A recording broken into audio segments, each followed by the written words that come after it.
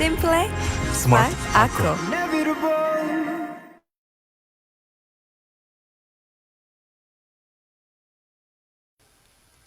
A monument of hope and love for the people, society, and environment. We are the Earth Movement, a youth organization in the province of Marinduque gearing towards environmental protection and conservation and youth participatory approaches among its people. People, society, and environment are the Earth Movement's three guiding pillars. Imbued in its mission to instill love for the environment and its people, the Earth Movement aims to build a sense of awareness and initiative in developing the current state of the society and the environment. Vision. The Earth Movement envisions highly empowered youth that will lead to societal development and sustainable environment. Mission. The Earth Movement advocates for environmental protection and conservation, youth development, and participatory approaches among its people. We address youth development by empowering them to become leaders and change makers who strongly advocate for a better and sustainable society and environment. We promote and strengthen the relationship between the people, society, and environment.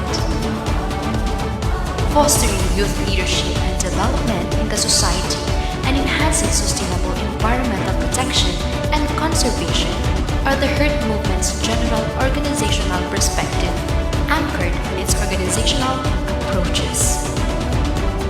In its will to help the people, society, and the environment, the Earth Movement implements different approaches in its means of implementation. First, to promote youth and social alleviation in the society.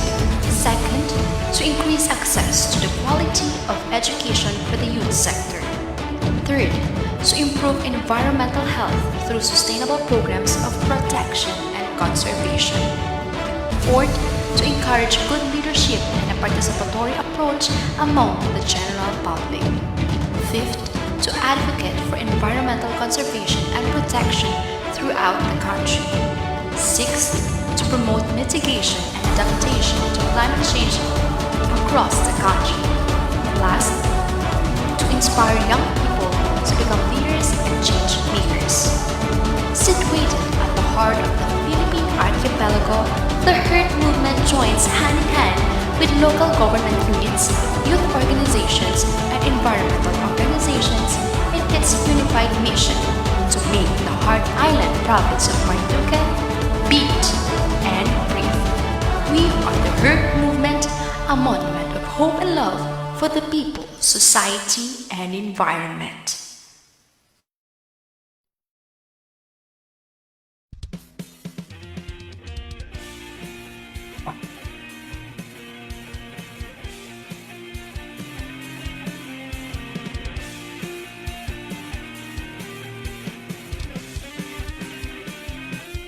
Nagbuklod ng pagkakaisa, mga kabataang may pusong makamasa. Nais na maging daluyan ng pagmamahal at pag-asa. Sa hugis pusong isla, samahan ay nagugat. Itinitibok ng damdami dito iminulat. Pag-ibig sa kalikasan, maging sa lipunan at sa kapwa. Bigkisin ang dalisay na pagkalinga. Layunin ang pagbabago ay ipakilala. Isang hakbang, isang gawa. Minimiting pagbabago ay dito nagsisimula. Isang puso, isang at kakabataan. May pusong champion ka, pusong champion ka. May pusong champion ka, may pusong champion ka.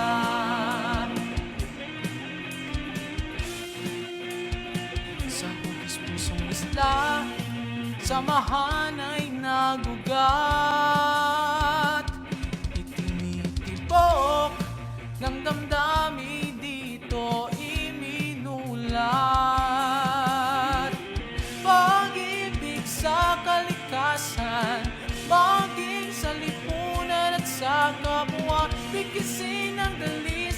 pagkalinga. Layunin ang pagbabago ay ipakilala. Isang hakbang, isang gawa, hinihiling pagbabago ay dito nagsisimula. Isang puso, isang adika, kabataan. May pusong champion ka, may pusong champion ka. May pusong champion ka. May pusong champion ka.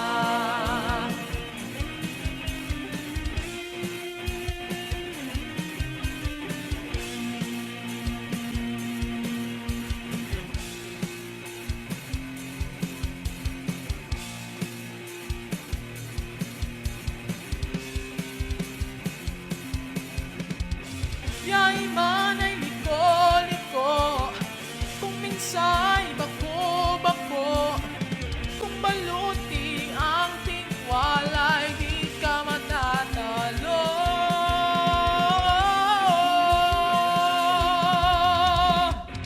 Isang hakbang, isang gawa, minimiting pagbabago ay dito nagsisimula. Isang puso, isang adika, kabataan, may pusong champion ka. Isang hakbang, isang gawa, minimiting pagbabago ay dito nagsisimula. Isang puso, isang adika, kabataan, may pusong champion ka. May pusong champion ka. May pusong champion ka. May pusong champion ka.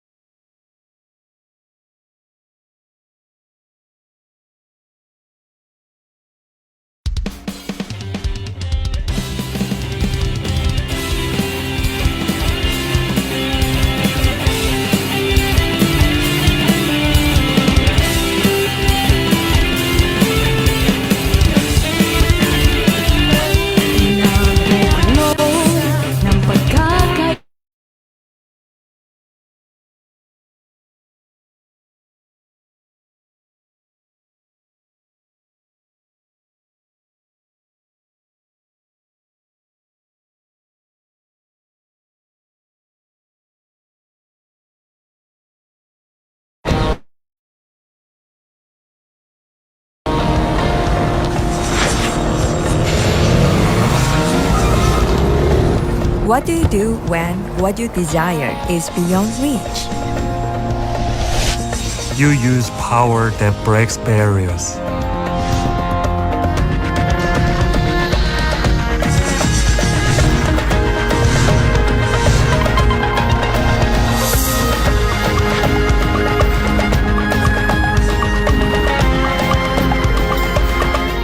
Speed at the palm of your hands. The Giga Life. Now in 5G. Inevitable, even if I try to find it. Do you believe this is possible? I do. How do you know? Simple, Smart Acro. Inevitable.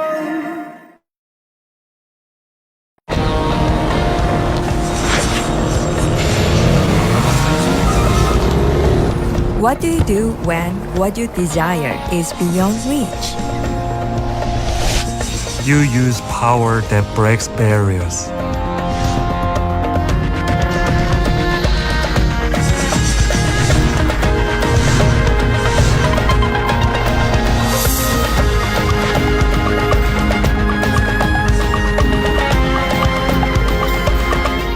Speed at the palm of your hands.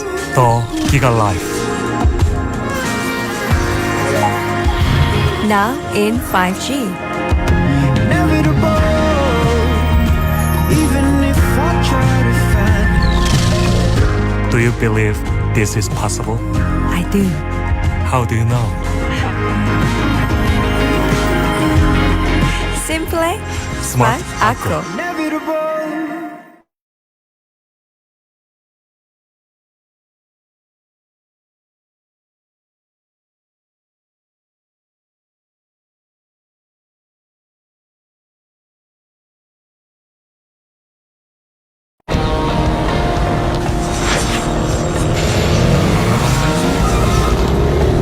What do you do when what you desire is beyond reach? You use power that breaks barriers.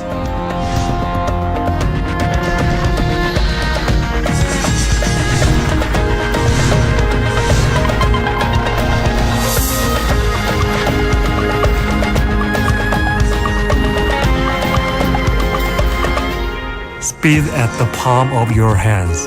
The Giga Life. Now in 5G. Inevitable. Even if I try to find it. Do you believe this is possible? I do. How do you know? Simple, Smart Acro. Inevitable.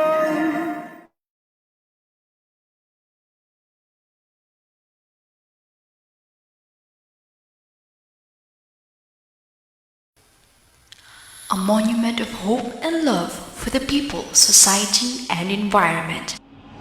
We are the Earth Movement, a youth organization in the province of Marinduque gearing towards environmental protection and conservation and youth participatory approaches among its people. People, society, and environment are the Earth Movement's three guiding pillars. Imbued in its mission to instill love for the environment and its people, the Herb Movement aims to build a sense of awareness and initiative in developing the current state of the society and the environment. Vision. The Herb Movement envisions highly empowered youth that will lead to societal development and sustainable environment. Mission. The Herb Movement advocates for environmental protection and conservation, youth development, and participatory approaches among its people. We address youth development by empowering them to become leaders and change makers who strongly advocate for a better and sustainable society and environment. We promote and strengthen the relationship between the people, society, and environment. Fostering youth leadership and development in the society and enhancing sustainable environmental protection and conservation are the Earth Movement's general organizational perspective, anchored in its organizational approaches.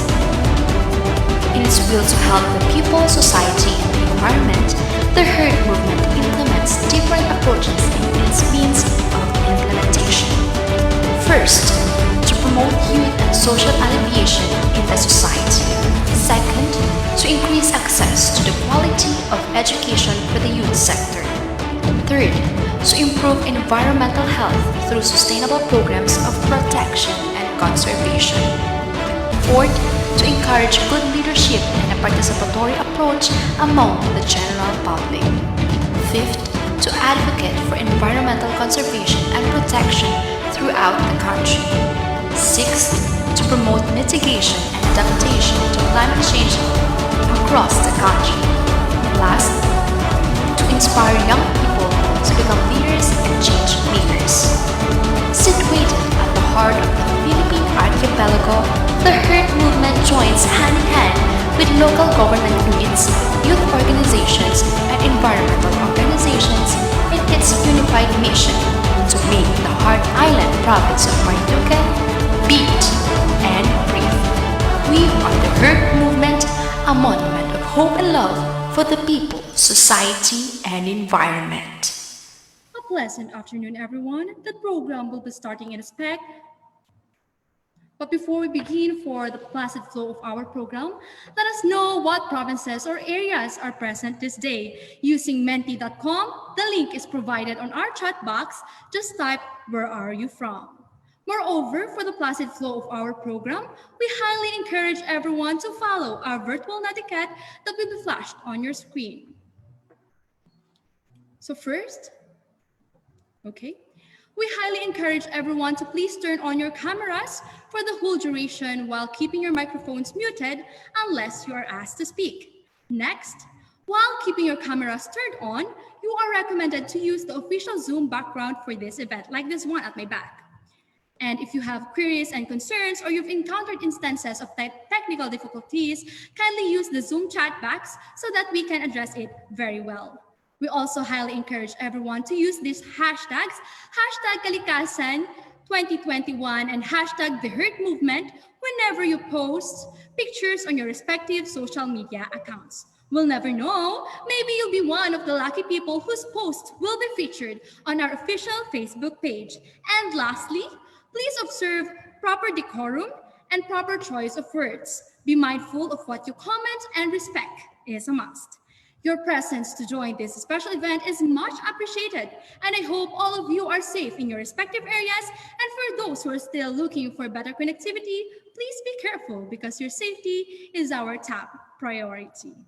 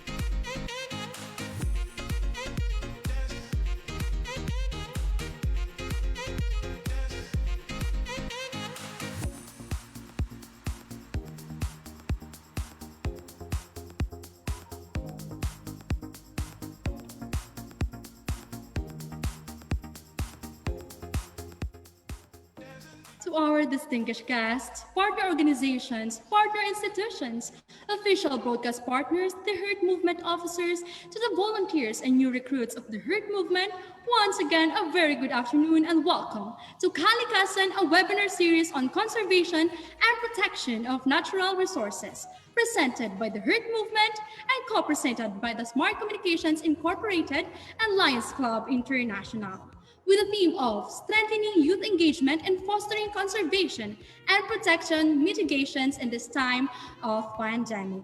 This webinar series will surely give us a lot of learning about conservation and protection of the natural resources. So please sit down, relax, and enjoy the rest of this afternoon.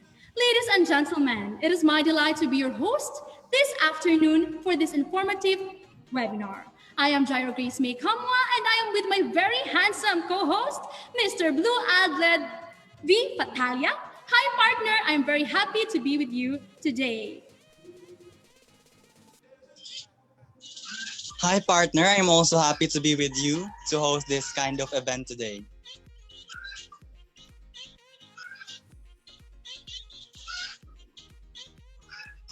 Yes. So, ayan, welcome again to the Kalikasan, a webinar series on conservation and protection of natural resources, session 3.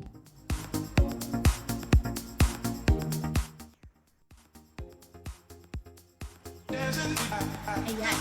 So we hope you will find this program we have lined up for you to be fruitful and engaging.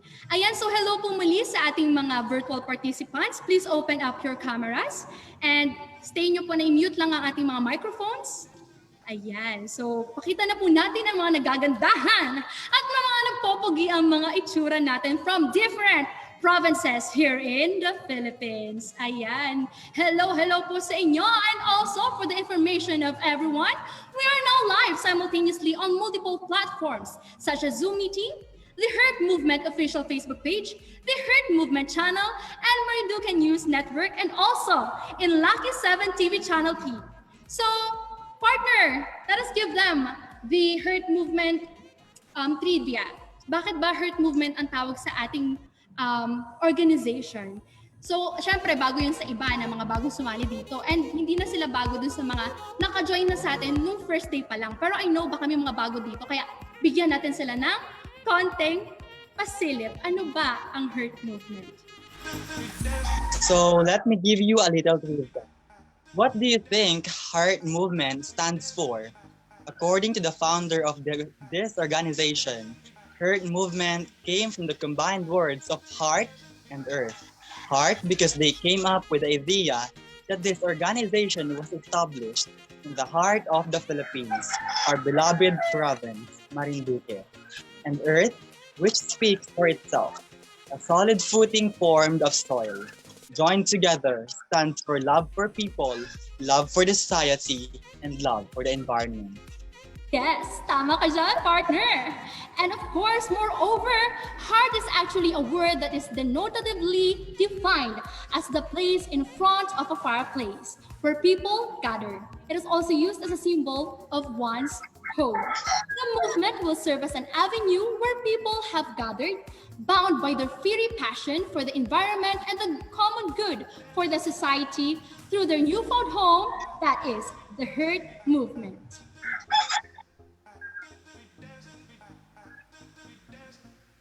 Partner.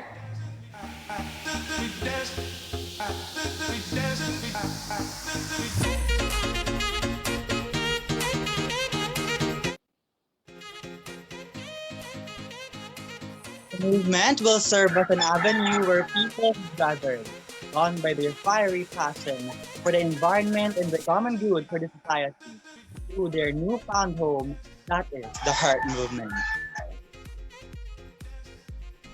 Ayan. Okay, so earlier, I just gave you a glimpse about the meaning of the Hurt Movement together with my partner, Blue.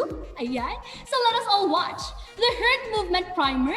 At may kasabihan nga po tayo kung sa kapamilya, liwanag litoy. Sa Kahirtis naman po ay hope and love, pag-asa at pag-ibig para sa tao, kabayan at sa ating inang kalikasan. a monument of hope and love for the people, society, and environment. We are the Herd Movement, a youth organization in the province of Marinduque, gearing towards environmental protection and conservation and youth participatory approaches among its people.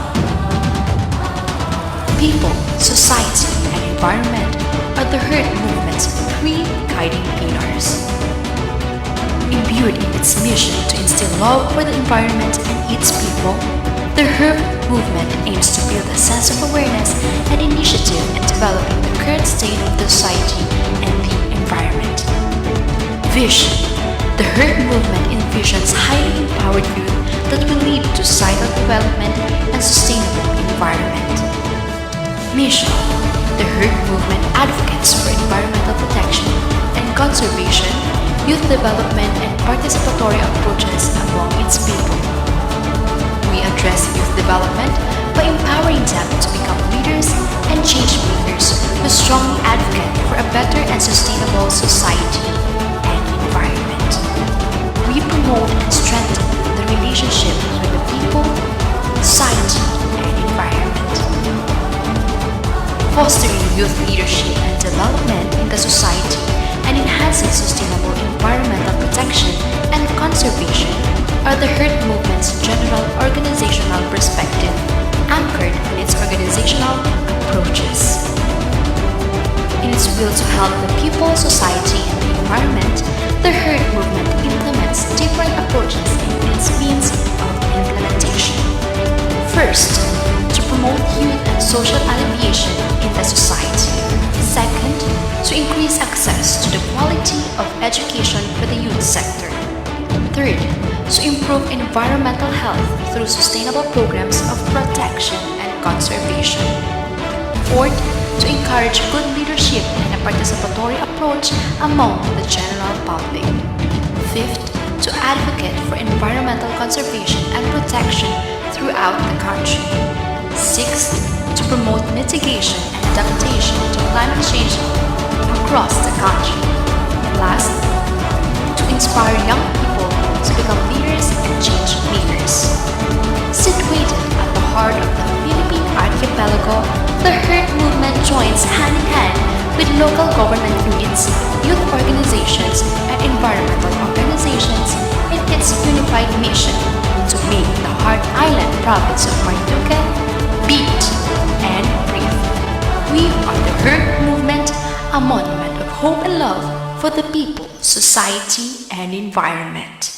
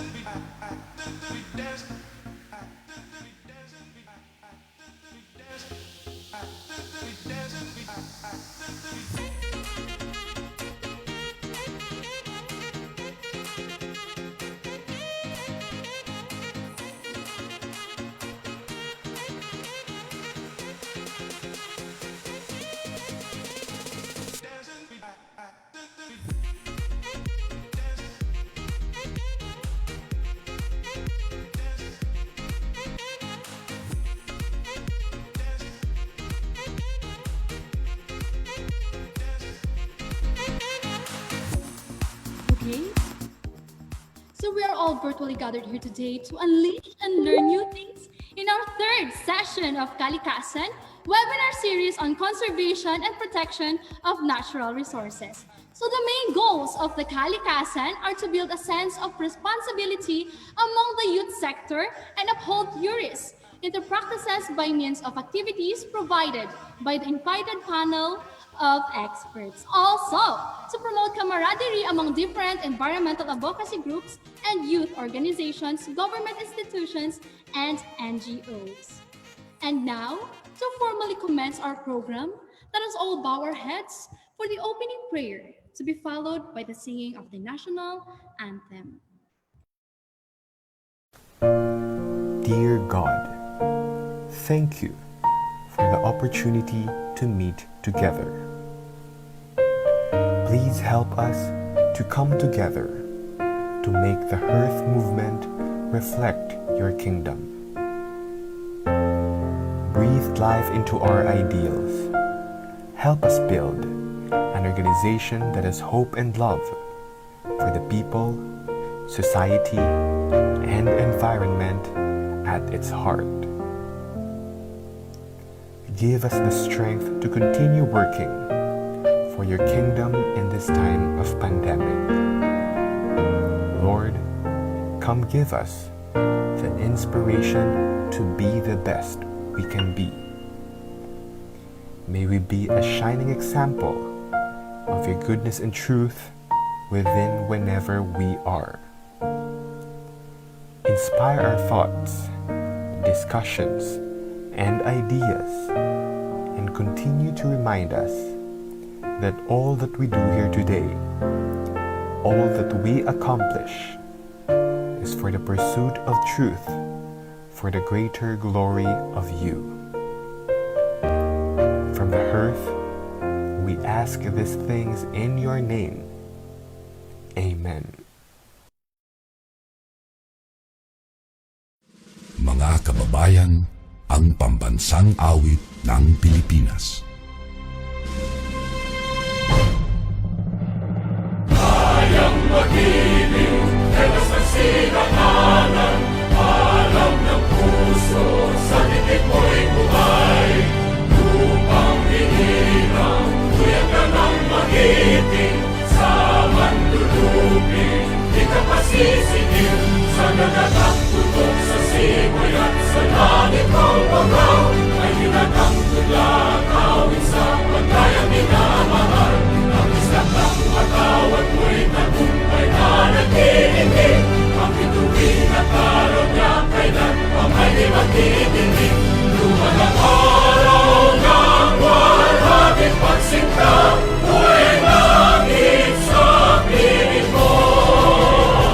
Ang hindi kaya na patay mga api, ang mamatay ng dahil sa'yo. Ayan. Once again, good afternoon, everyone. Can I see your beautiful and handsome faces right now? Hi, partner! Kamusta ka dyan? Hi. So, I'm having trouble with this, medyo mahina po yung signal. Okay. Talagang laban lang tayo. The show must go on. Ayan. So, nasan ka ba ngayon? Saan kang place ngayon? Dito po sa Uno. Uno, dos, tres, cuatro. Ayan, nandito naman po ako sa Dikitin and we're from Marinduque. And may we know po ang mga taga-ibang lugar dito. Can you please comment your names? And of course, here sa chat box po natin. At saka pwede rin po sa Facebook, sa mga nanonood sa atin ngayon sa Facebook. Hello, hello, kaway-kaway dyan. So can you please write your names here at sabihin niyo po sa amin kung saan kayo nakatira or anong school po kayo or anong organizations ang kinabibilangan niyo. Ayan, so shoutout po muna. Ayan, partner, mag-shoutout muna tayo sa mga Facebook viewers natin today. Ayan, from Jericho de los Santos, sabi niya, good afternoon. Jericho de los Santos from Cebu Technological University Main Campus. Ayan, hello po sa mga taga Cebu. Ganon din po kay Miss Vera Saina Halamani. Good day. Vera Saina Halamani, third year BSEd, Science student from Bicol University, member of Bicol University Science Alliance Club. Hello po sa mga taga Bicol. Wow, partner, ang dami nating mga kasamang taga-ibang lugar talaga. Ito pa, meron pa tayo from Cebu Technological University, si Miss Jane Aninion Barcinilia. At ito pa, from Bicol University Science Alliance Club, sa Eliza Luis Lopez Leosala, Hani May Casasuan, and from, from Oxo ba to? Oco? Salvador from Daraga Community College, JP Oco, Salvador. Ayan, from Daraga. Saan po yung Daraga? May we know saan yung Daraga? Daraga Community College. Ayan. Hello po sa mga taga-Daraga na nanonood ngayon. Ganon din po sa kay Miss Catherine Londres. Ayan, marami tayo nagko-comment ngayon sa Facebook. Ngayon naman, sa chat naman dito sa Zoom. Magparamdam naman kayo. Pakigalaw ang ating mga keyboard. Ayan, hello po sa inyo. Kasi nakita, ayan. Ayan, merong isa. Si Mark John Vincent from Central Mindanao University. Ay, meron pa pala. Hindi lang pala isa. Ayan, si greetings, Mariel Y. Diacoma here from Cebu Technological University Main Campus.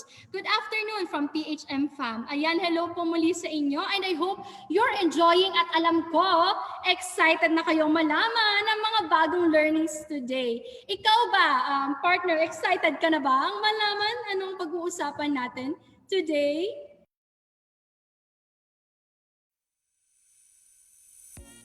Partner, nakamute ka, partner. Ayan. Okay lang yan. Yan, go! So as usual po, lagi po tayong excited para sa mga kaalaman na ating matutunan.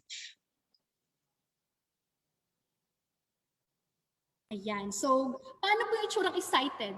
Gano'ng yung itsurang excited? Excited! Ayan. Wait lang, check ko muna yung mga itsura ng kumahan natin. Naka-open po ba? Ayan! Hello po! Ayan, naka-open yung camera. Open naman po ng camera, di naman po namin kayo stop. Talagang makita lang namin ang inyong mga show. Kung nandiyan ba talaga kayong tunay. Ayan. So, hello po muli sa inyo. And of course, partner, ano na ba ang kasunod natin? Ay, pero before that, alam na natin kung ano ang ating, flow dito sa ating Zoom kalikasan. So sabi ko nga, di ba po, sa mga naunang mga umaatan dito, since day 1 hanggang ngayon, tayo ang ating way of pagpalakpak or way of pagbibigay natin ng virtual applause sa ating mga resource speakers or maging sa mga VIP, very important person na i-mention natin ngayon is, itataas natin ang dalawang kamay. Partner, tulungan mo ako, sabayan mo ako. Itaas ang mga kamay. Ayan. Yan, nakikita kita. Pareho tayong blue, talaga nag-usap tayo with your name. Ayan, tapos, iwagay-wag. Ayan, tamang-tama. Ganyan po ang gagawin natin, mga ka-virtual participants. Kapag meron po tayo welcome, for example, let us welcome Mr. Churba, ganyan-ganyan. So, ang gagawin natin is itataas na natin ang ating mga kamay with matching faces. Okay po ba tayo doon? May I see your heart or like buttons? Ayan. Yan, nakikita ko naman sa mga naka-open ng cam. Ayan. Thank you so much sa mga nakikipag-participate. I really appreciate you. Okay, right now, ano na ang kasunod natin? Blue? So at this juncture, to give us his opening remarks, he is the president of Morin Mountaineers, Santa Cruz Incorporated. Let us all welcome Mr. Vincent A. Agravante. Let us give him a virtual round of applause. Hello, magandang hapon po. Pasensya na po sa inyo. Medyo maingay po ang aking background dahil nasa office tayo ngayon. Ano po? So I know this is in English, pero let me talk in Tagalog. So maraming salamat po sa ating tagapagtukoy, Mr. Blue and Ms. Gira Grace. Isang mapagpalang hapon po sa ating lahat.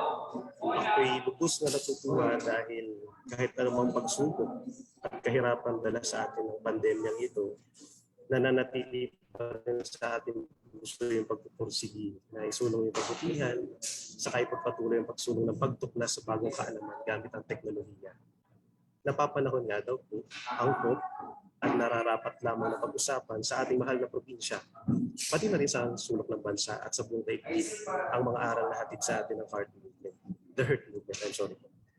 Ngayong nasa ikatlong session na tayo, tsak marami tayong matututunan mula sa ating mga tagapagsalita, Angelo Gicaraya at Dr. Eric Susi Rizzo.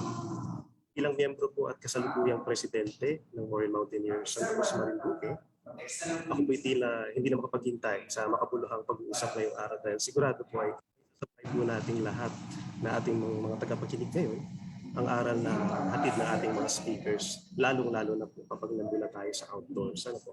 So mula rin po sa Marinduque Development Office, maraming salamat po, the Heart Movement, at sa lahat ng mga kasama natin sa adhikain ito.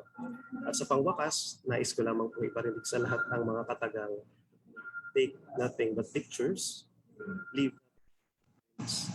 kill nothing but time. Sana po itandaan natin yan lagi. Nawa po itanim natin yan sa ating puso at isipan. Maraming salamat po.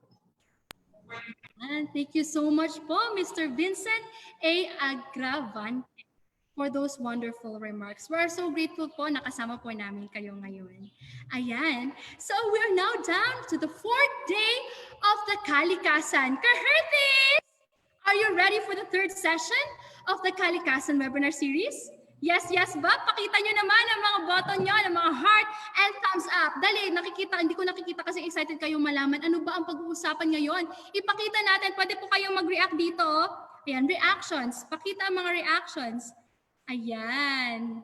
Thank you so much po sa mga active natin na ngayon ay nakikinig at sumusunod sa mga ating mga pinag-uusapan. Ayan. So a little recap po. Last Monday, we talked about heavy metals in the environment and watershed in Anthropocene. And now, join us on another fruitful Monday as we take you on the next level of adventure. Ayan, magiging Dora muna tayo ngayon. So marami tayong puputahang adventure. Kung nakaraan, heavy metals at saka watershed, ngayon naman, prepare to be awestruck as we fly to the skies and to discover the secrets of birds. After flying into the sky, put on your swimsuit. Okay, hindi po ako naka-swimsuit. Sure. And we'll take you on a freshwater dive to discover its biodiversity. Okay, but hold on. There's more.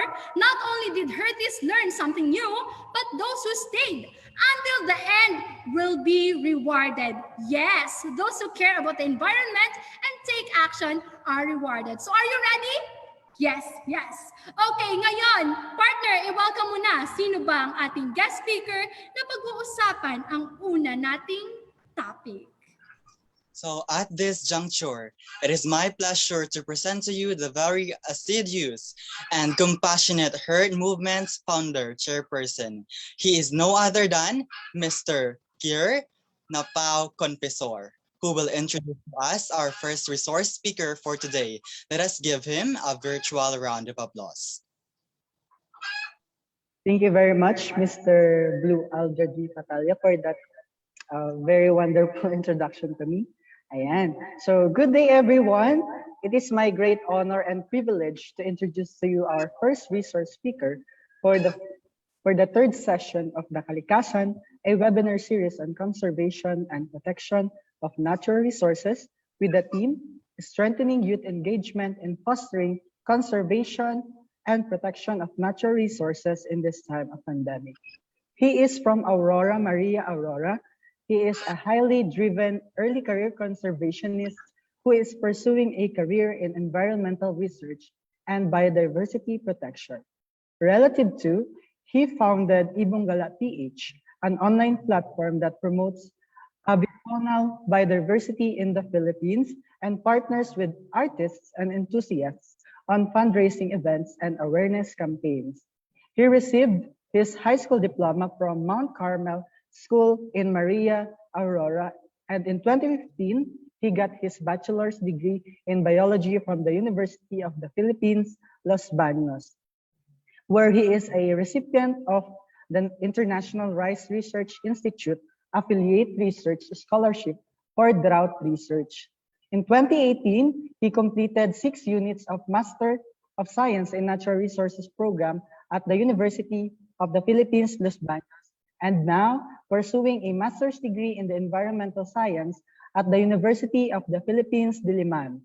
He is also a researcher for the Cavity Nesting Bird Project and a STEM educator for iAcademy Philippines. Ladies and gentlemen, help me virtually welcome Mr. Vince Angelo G. Vicaraya. Hi everyone, can you hear me? Yes, sir. Yes. Right. Thank you. Thank you so much, Earth Movement, for inviting me. I would just like to give a shout out to our hosts. Very energetic. It felt like I was going into a festival, which is very apt today because what we're doing is we are celebrating the Philippine biodiversity. And so very apt na very festive yung ating energy. So yeah, let me just share my screen.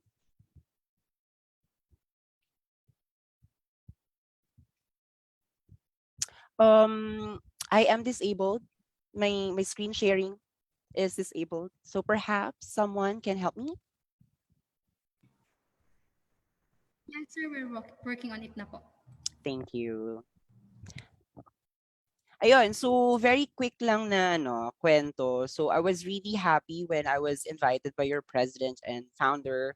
And I really can't choose which family ng bird yung aking i-discuss for today kasi there are so many things that we can learn from the birds, and there are so many cool things and interesting things na meron sa mga birds. So hopefully today you will be enticed with what I'll be presenting. Okay, so I think I can share now.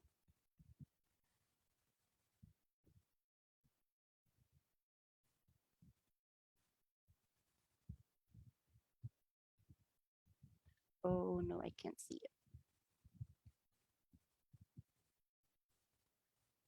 Okay, so magandang araw po sa ating lahat. I'm assuming that I'm not only talking to students and youth participants from the beautiful Marinduque, but also all over the Philippines. So magandang araw po to participants from Luzon, Visayas, and Mindanao. So before I start my session for today, I would like to start it by doing a bird quiz. Because we have a lot of birds in the Philippines, and I would just like to test your knowledge on them. So I'll be flashing some of the birds, and then hulaan natin kung ano yung pangalan ng bird, or if you are familiar, perhaps you can comment it doon sa ating chat room. Of course, yung mga participants natin sa Facebook or sa YouTube, you can also make hula kung kilala nyo kung sino yung ibon. Okay, let's start. So the first one is this. So name the species of this bird that is flashed on your screen. Oops, sorry, lumabas. Okay, di naman siya ganun nakita, no? So it's a very small bird. It's a small parrot with a red crown, pero some subspecies don't have the red crown. So perhaps nakita niyo na siya.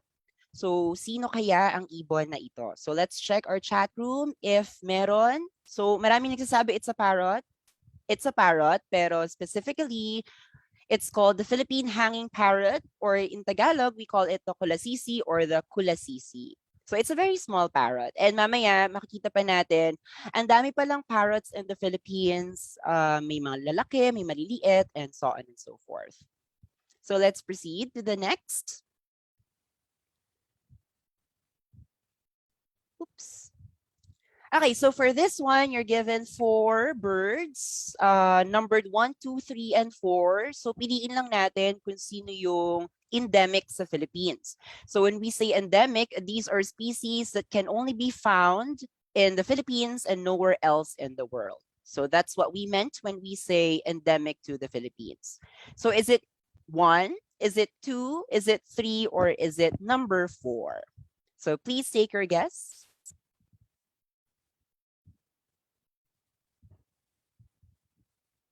So, tignan natin si chat room if may sumasagot. So, may mga nagsasabi number 3. Ayan. Okay, let's reveal kung tama ba sila. So, if you answered number 1, this is the pileated woodpecker, and you are incorrect kasi this woodpecker species can only be found in North America. So it's a North American species. Number 2 is a hummingbird, and you know naman, we don't have hummingbirds in the Philippines, although meron tayo mga species na kamukhang-kamukha ng hummingbirds. So napagkakamalan silang hummingbirds. Ayun nga si number 3. So number 3 is an example of a sunbird. In this case, this is the maroon-naped sunbird, which is endemic to the Visayas. And then, of course, if you answered if you answered number 4, so that is the Philippine trogon, it's the sole representative of the Trogodini family in the Philippines, and it is also endemic to the Philippines. If you are familiar, yung Philippine trogon, ito din yung tinatawag nating ibong Adarna. It's popularly known as the Ibong Adarna because of its various colors. So meron siyang red, may pink, may black, may yellow, may lavender. So birders would often call it the Ibong Adarna. So if you answered number 3 and number 4, then you are correct. Kasi number 3 and number 4 are both endemic species of the Philippines. Okay, let's look at the next one. So which one is not from the Philippines? Is it number 1, number 2, 3, or number 4?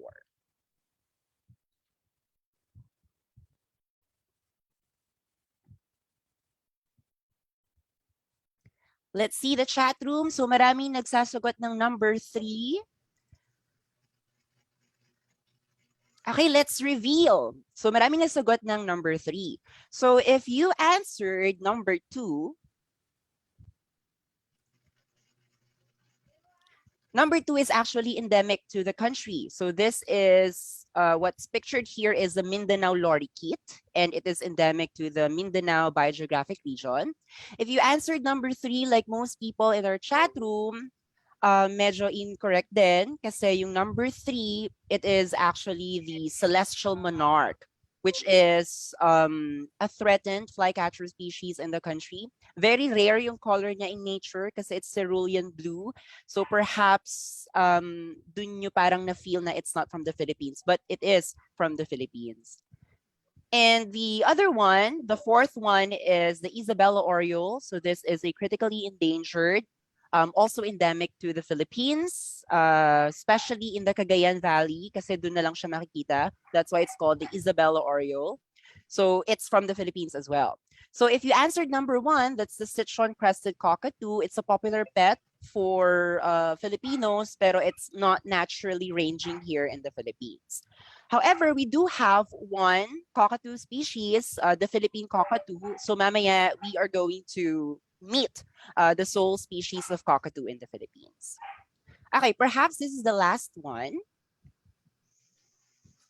Okay, so which one is not from the Philippines? So here you are given 4 hornbill species. So sino kaya dito yung hindi taga Pilipinas? Let's see. Okay, let me just look at the chat room. So a lot of you are answering 4. So there is 1, 2, there is 1, 3, but a lot of you answered 4. Okay, so let's reveal the answer. So if you answered number 1, okay, number 1 is actually the northern rufous hornbill. It is in fact endemic to the Philippines, Luzon area. Number 2 is the rufous-headed hornbill. So ito naman, it's a critically endangered hornbill that is found in the forests of Negros and Panay. So from the Philippines ulit. So yung nasa pangatlo, that's the Sulu hornbill. And from the name itself, it's from Sulu. So it's also endemic to the country. And then the last one, which is maraming sumagot na hindi daw siya taga-Philippines. So this one is the wreathed hornbill. And it is actually endemic to Mindanao. So ano yung lesson dito? All of the hornbills here are actually from the Philippines. And so hopefully from this little game of ours, you were able to appreciate how diverse the Philippine birds are, diba? So these are just a very small portion of the diversity of birds in the Philippines. But for today, let me just show you how many birds are there in the Philippines. So we have 714 species of birds as per the record or 2021 record of the Wild Bird Club of the Philippines, of which 242 are endemics, meaning they are the ones that can only be found in our country. Then you have 217 residents. So these are the species that are native to the Philippines, but they can also be found in other countries. And then you have your 255 migrant species. So sila yung bumibisita sa country natin every August to March of each year because they are here for the wintering grounds. So magpapalipas sila dito ng winter. And because of this diversity of Philippine birds, yung topic ko lang ngayon is a very small portion of the bird diversity in our country, and that is the cavity nesting birds. So the title of my presentation is Ang Lihim ng Mga Ibon, a glimpse on the diversity of cavity nesting birds in the Philippines. So perhaps later after this lecture, sabay-sabay nating alamin kung ano ba yung lihim ng mga ibon na ito. Okay? So yeah, so from the term itself, cavity nesting birds. So ano ba yung pinaglalaban ng mga ibon na to? So these are birds that use tree cavities as part of their nesting ecology or as part of their breeding cycle. So kailangan nila yung mga butas sa mga puno para sa ganoon makapangitlog sila. There are 22 families in 16 orders across different orders across the globe, but most representatives can be found in 4 orders. So the first one is Passeriformes. So ito yung mga nuthatches, tits, chicadees, titmice, starlings, pardalotes, and creepers. You also have Pisiformes, which are the woodpeckers, the barbets, and the toucans. Psittaciformes, the parrots and the cockatoos, and of course, Strigiformes, these are the owls and their allies. Now, tignan naman natin yung mga representatives of cavity nesting birds that can be found in the Philippines. So what you're looking at right now are the families of large-bodied cavity nesting birds in the Philippines. So sila yung mga malalaking representatives. We do have several examples here. So you have from Pisidae, the woodpeckers. You also have Cacatuidae, the cockatoos. So in the picture that you're looking at right now, this is the Philippine cockatoo, the sole representative of Cacatuidae in the Philippines. Found only, or the stronghold of which is in Palawan and has been seen din naman in Sulu and Bohol. You also have Psittacidae, or the parrots. Mamaya we'll see the different kinds of parrots here in the Philippines. Bucerotidae, the hornbills, Strigidae, the owls, and Sternidae, the starlings. Of course, kung may mga malalaki tayong mga ibon, meron din namang maliliit na nakatira pa din or gumagamit ng mga cavity nests. So you have the barbets. Perhaps you are familiar with the coppersmith barbet, which is pictured here in my presentation. So it is a cavity nesting bird. You also have nuthatches, you have tits, and of course the Philippine creepers representing Rhabdornithidae. Yeah, or yung mga Rhabdornis species natin. Now, this great diversity of cavity nesting birds, why is it, or why do we need to protect them? Or what is, or are their importance naman to us? So these are some of the major roles or ecological roles that cavity nesting birds are playing in our ecosystem. So they're very important kasi nga, number one, they are very good seed dispersers and pollinators. So kinakain nila yung mga putas ng mga puno, and then they defecate the seeds and then disperse it to different parts of the forest ecosystem. So essentially, para sila mga farmers of the forest, especially mga hornbills. So hornbills are actually tagged as the farmers of the forest because of their ability to disperse different seeds of different tree species. So cavity nesting birds are also controllers of insect population. So they're able to control the population of insects in the forest. Yung mga, especially yung ating mga woodpeckers, so ang ginagawa nila is kinakain nila yung mga insects na nasa ilalim ng bark ng mga trees. So they're not just controlling the population of insects, but they are also maintaining the health and integrity of our trees. Para sa ganon, hindi nabubulok agad or nai-infest ng mga insects yung mga trees natin sa puno. Trees natin sa forest. And then perhaps yung pag-uusapan natin today, they are also the ones creating nest or cavities in the forest na pinanunuluyan or pinangingitlugan ng different types of species. So yung mga nest holes na ginagawa ng mga cavity nesting birds natin, hindi lang mga ibon or mga kapwa ibon yung gumagamit. So pwede rin siyang gamitin ng mga bees, mga ants, pwede rin gamitin ng mga small mammals or rodents, pwede rin siyang gamitin ng mga snakes. So nest holes are for everybody. It's just that cavity nesting birds are the ones making it.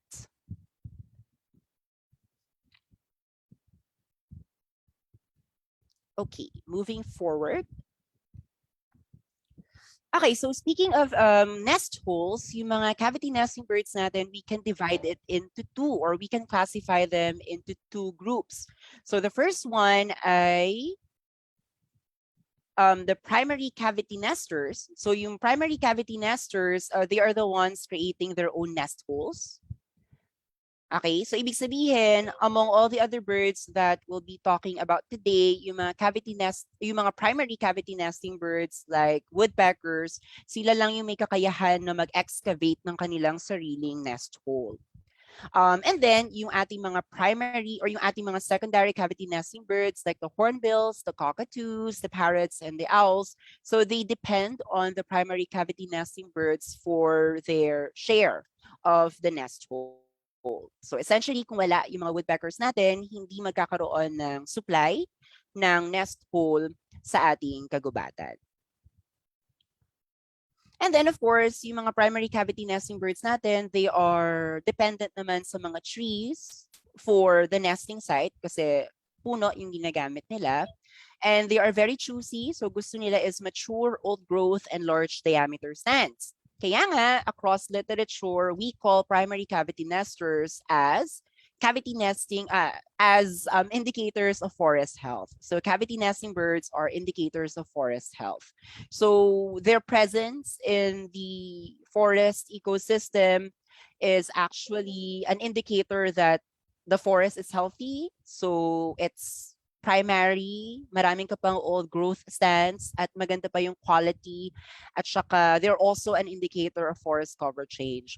So that means na kapag umunti yung population ng cavity nesting birds natin sa forest, you can correlate that with fragmentation or destruction ng forest.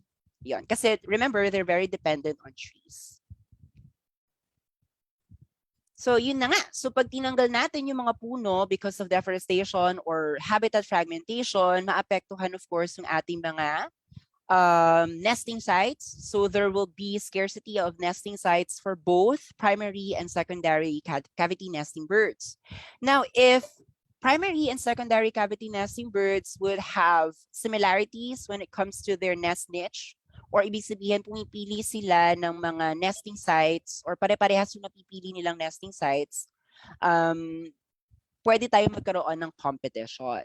So if magkakaroon ng competition, of course, magkakaroon tayo ng limitation when it comes to the breeding success of cavity nesting birds, specifically yung mga secondary, kasi hindi naman nila kayang gumawa ng sarili nilang nest hole.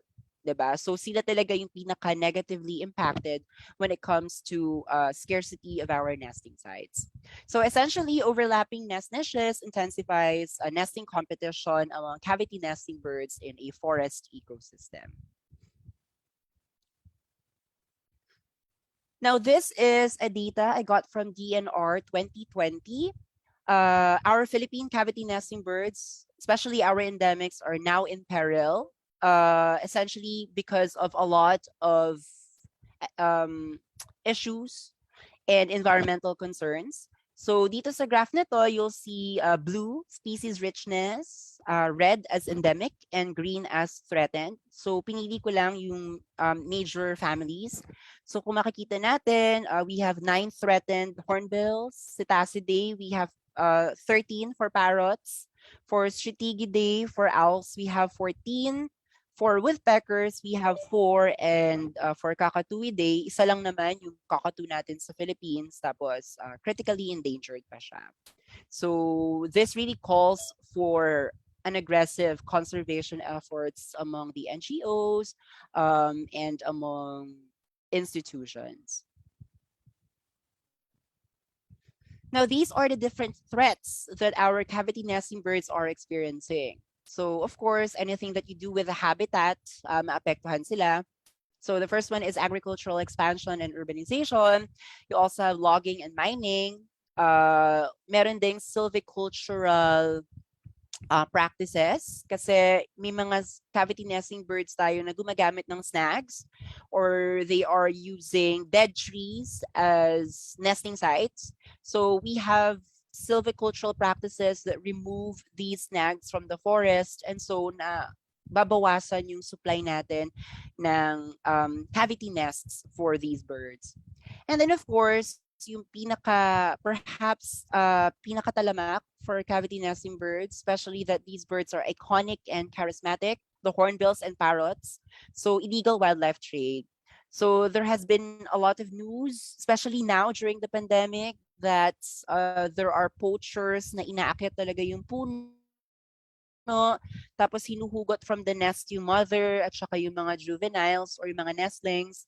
Ayun, so that is how our cavity nesting birds are vulnerable when it comes to poaching kasi wala silang laban kapag inakyat na sila dun sa puno tapos dinukot sila or kinuha sila from the nest hole.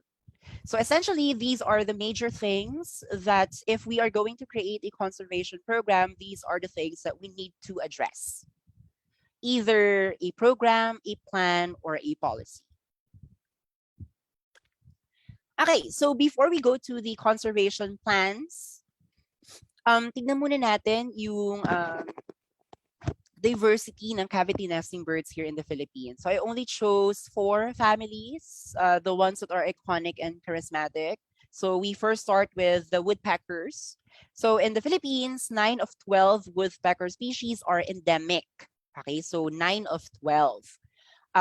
Unahin na natin itong mga pinakamaliliit. So etong una, the red one, the one on my left, on your left, that's the Philippine pygmy woodpecker.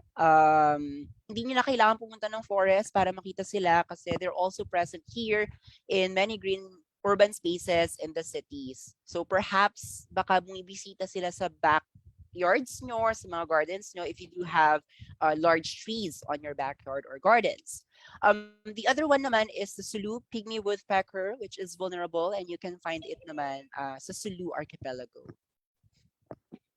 We also have the large ones. So these are the large ones. The first one is the red-headed flameback.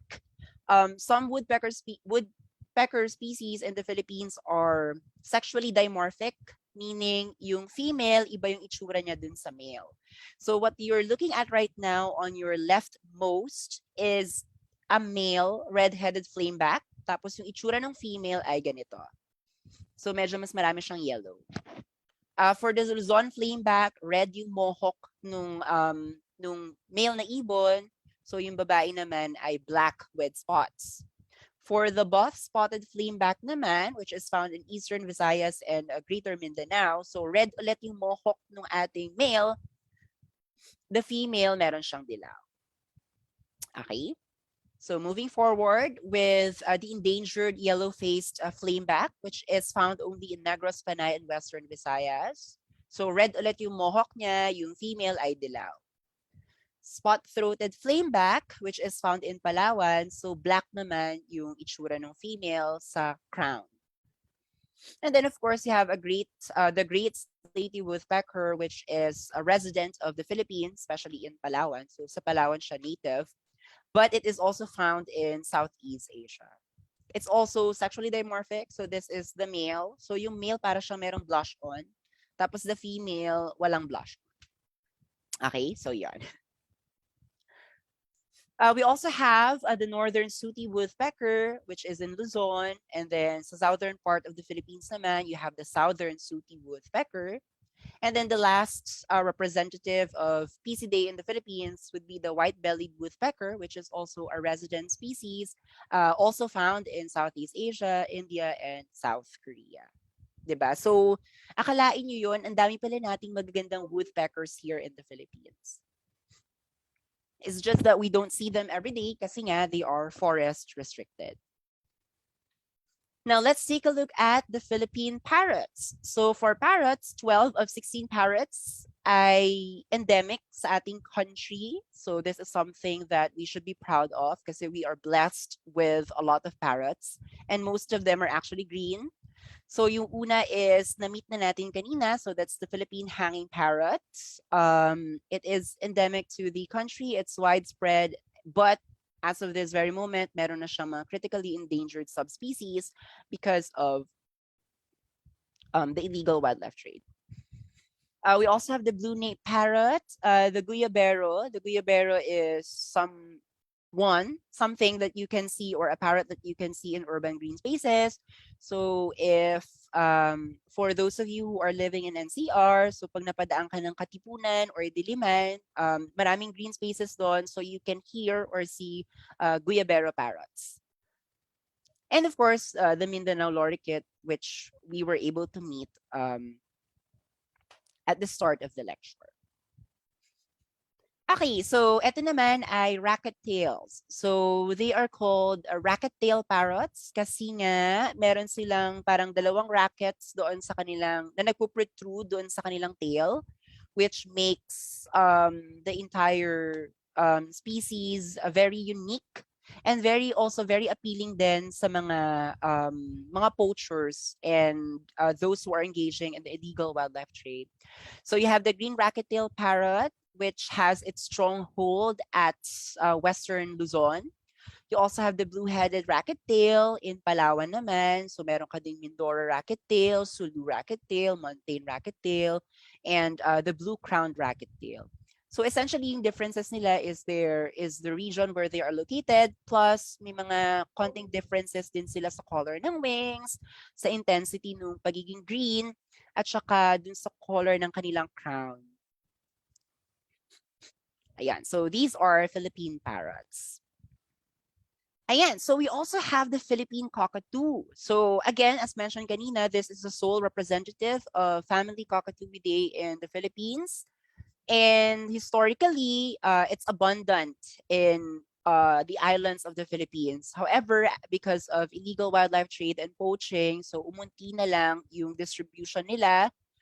Tapos, yung pinaka-stronghold na lang nila ngayon is in Palawan, and they can also be seen in some parts of Bohol and Sulu. So again, it's a critically endangered parrot here in the Philippines. Locally, we call this the katala or the abukay. Okay, the next one are the Philippine hornbills. So we are actually blessed with unparalleled diversity and endemicity of hornbills. Kasi nga, lahat ng hornbills na makikita sa Philippines are endemic to the country. So here, pictured here are the Luzon hornbills, the Visayan hornbill, you also have the Mindoro hornbill, and the Mindanao hornbill. So going forward with the more colorful ones, so you have here the Northern Rufous hornbill, which is found in Greater Luzon, and then yung katabi niya is the Southern Rufous hornbill, which can be found naman in Greater Mindanao. So yung major difference lang nila at first glance would be that the Southern Rufous hornbill, meron siyang yellow doon sa kanyang beak, whereas yung Northern Rufous hornbill ay pure red yung kanyang beak. It's also in the Philippines that we have critically endangered hornbills. So let me just share that for Southeast Asia, meron tayong tatlong critically endangered hornbills. One is the helmeted hornbill, which is from Indonesia. And then the other two ay from the Philippines na. So the first one is the rufous-headed hornbill, which is endemic to Negros and Panay. And then the other one is the Sulu hornbill, the one at the bottom that is the black and white beauty. So that is endemic to Sulu, and it is also critically endangered. Ayan. So we also have the wreathed hornbill, which we already met a while ago. And Papahuli si Palawan, so meron din siyang endemic hornbill, which we call the Palawan hornbill. So yun, so ang dami nating cavity nesting birds here in the country. Pero of course, hindi nyo na kailangan pumunta ng forest para makita kayo ng cavity nesting birds kasi some cavity nesting birds are abundant and thriving in our cities. So the first one is the Philippine pygmy woodpecker. So makikita natin sila in green spaces in our cities. Perhaps after the lecture, tumingala-tingala kayo sa bakuran nyo or habang naglalakad kayo, perhaps maririnig nyo sila or makikita nyo sila. The other one is the coppersmith barbets. Locally, we call this the pokpok kasi nga yung tunog niya is pokpok yung tunog niya. So pok, pok, pok. So ganun yung tunog niya. So pag nakarinig kayo nung ganun, most likely what you're hearing is the call of the coppersmith barbets. And then meron din tayong collared kingfishers. So they are also cavity nesting birds in the cities.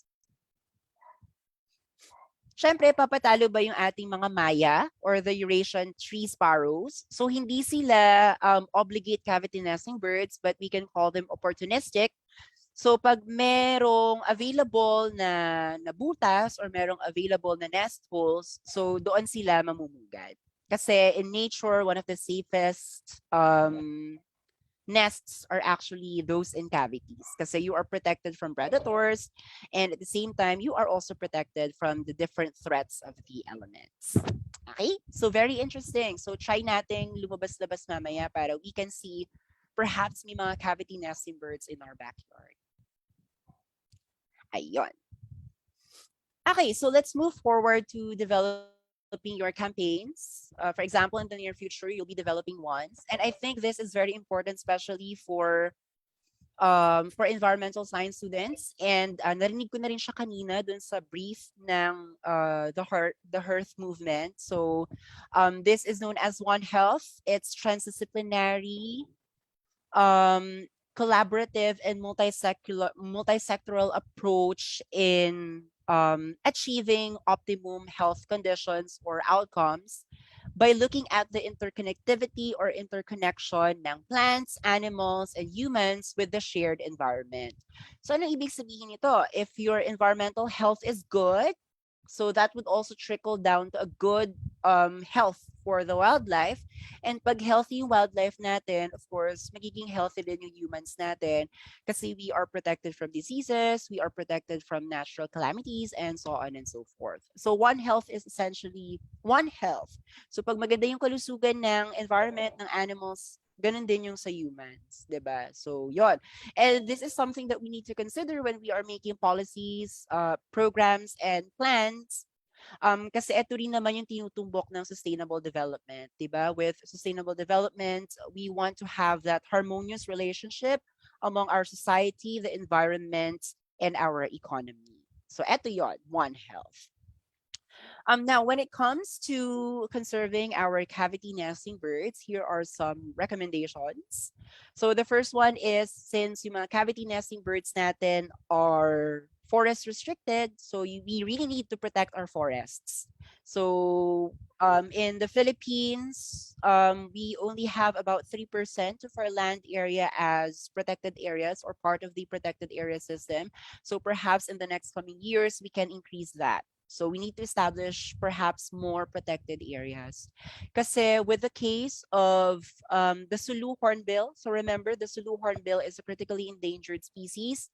Merong mga parts ng tawi-tawi or forest parts ni tawi-tawi na kung saan nakikita natin yung mga Sulu hornbill, but those forest patches are not protected by the protected area system of the Philippines. So essentially yung habitat nila is not protected. So ayun, so marami pang species na they are thriving in the forests, but unfortunately, the forests where they are thriving are not protected by our laws. So hopefully in the coming years, we will be able to increase the number of our protected areas.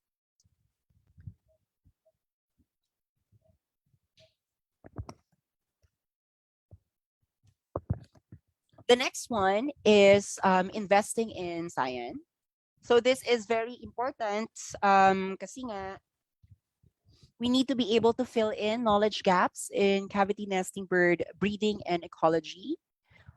In the Philippines, although we have high diversity of cavity nesting birds, hindi ganun kakumpleto yung database natin when it comes to them.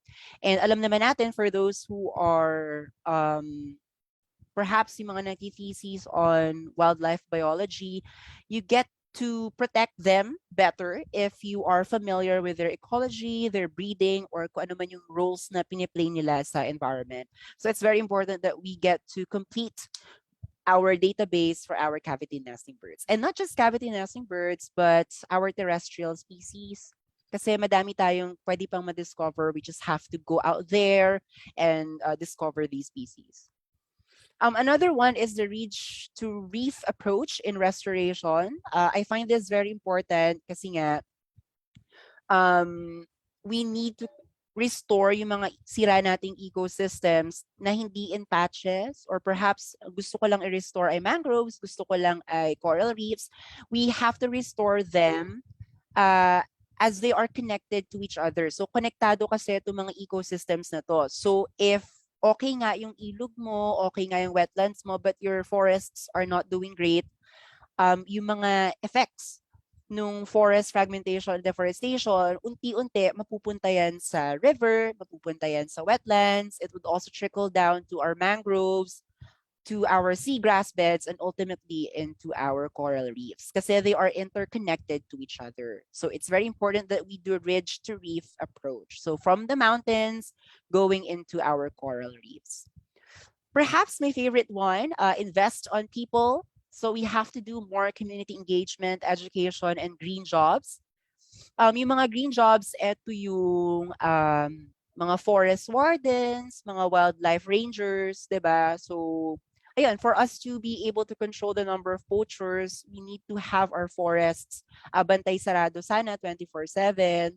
Or if walang budget, at least we'll be able to have some people look over our cavity nesting birds, much like what Philincon is doing in the Visayas. So they have, they are employing locals para mag-serve as tagabantay ng mga cavity nests for the dulungans or the rufous-headed hornbill. Para sa ganun, walang pupunta ng forest para manguha or mang-poach ng mga cavity nesting birds. This is also done by the Katala Foundation. So they really engaged with their community and educated their locals on the conservation of the Philippine cockatoo. So yung mga kinuha nilang forest wardens or tagapagbantay ng mga gubat ay yung mismo mga poachers ng Philippine cockatoo in the past. So it's a very good reversal of role kasi di ba dati they are the ones poaching but now they are the ones safeguarding the nests of the Philippine cockatoo. So yon. So those are very good initiatives. And then of course, we would like to highlight community engagement kasi in conservation naman, it is not humane na for you to be able to conserve a forest or a specific species, you're going to displace people. So maganda that when you're doing conservation programs, you always include people, the ones who are naturally getting their livelihood perhaps doon sa kagubatan. Para sa ganon, later in life, hindi sila magiging illegal poachers or hindi sila magiging trespassers doon sa pinoprotektahan nating area.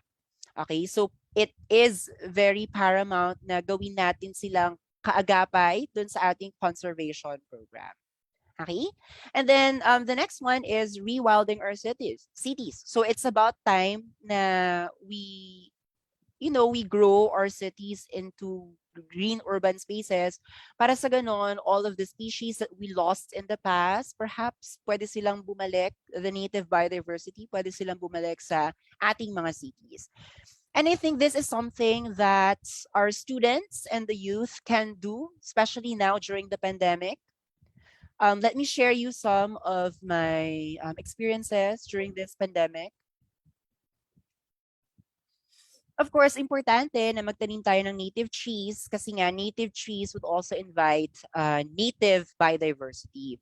So let me share with you what I have been doing for the past 2 years of the pandemic. So what you're seeing right now is a planggana. It's a DIY, essentially it's a recycled planggana that I used or transformed as a bird bath. So nilagyan ko lang siya ng konting stones, konting enrichment like clay pots, and then a lot of aquatic plants, and then filled it with water, and then you have your own do-it-yourself bird bath. And I was really surprised that a lot of birds, especially during the dry season, have been frequenting the bird bath. So it's not fancy, pero a lot of birds are coming in. So example of which is this yellow lemon-colored bird, which is known as the lowland white-eye. So if you want to invite this bird further into your backyard, so magtanim lang kayo ng mga fruiting trees. Paborito nila yung mga bayabas, lalo na yung hinog na bayabas.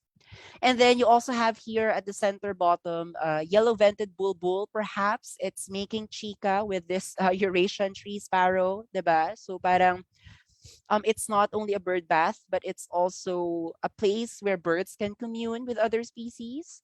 And then let me focus your attention with the picture here sa bottom leftmost. So this is the gray-throated sunbird, the male. So apparently this bird is a rare sighting here in Luzon, but apparently it has been frequenting my bird bath, our backyard, for the past weeks during the dry summer season. So usually it will announce itself, magko-call siya, tapos for a minute or 2 minutes, maliligo siya dun sa bird bath. So it's a very interesting sight. Tapos, in one of the instances, nagsama siya ng female. So the female one is the one that you can see here sa may dun sa may rightmost na part. So that is the gray-throated sunbird. It's gray in color, tapos yellow yung kanyang underbelly, tapos yellow yung kanyang feet.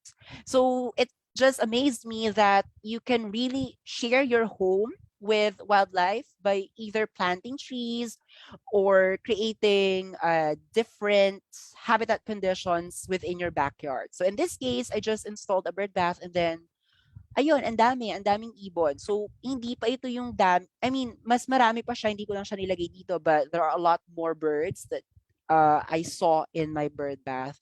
So, if you're interested, perhaps you can also install a bird bath, pero preferably during the dry summer season, kasi nga, during the wet season, napansin ko walang masyadong bibisita. Perhaps kasi marami silang nakitang puddle where they can drink or where they can take a bath.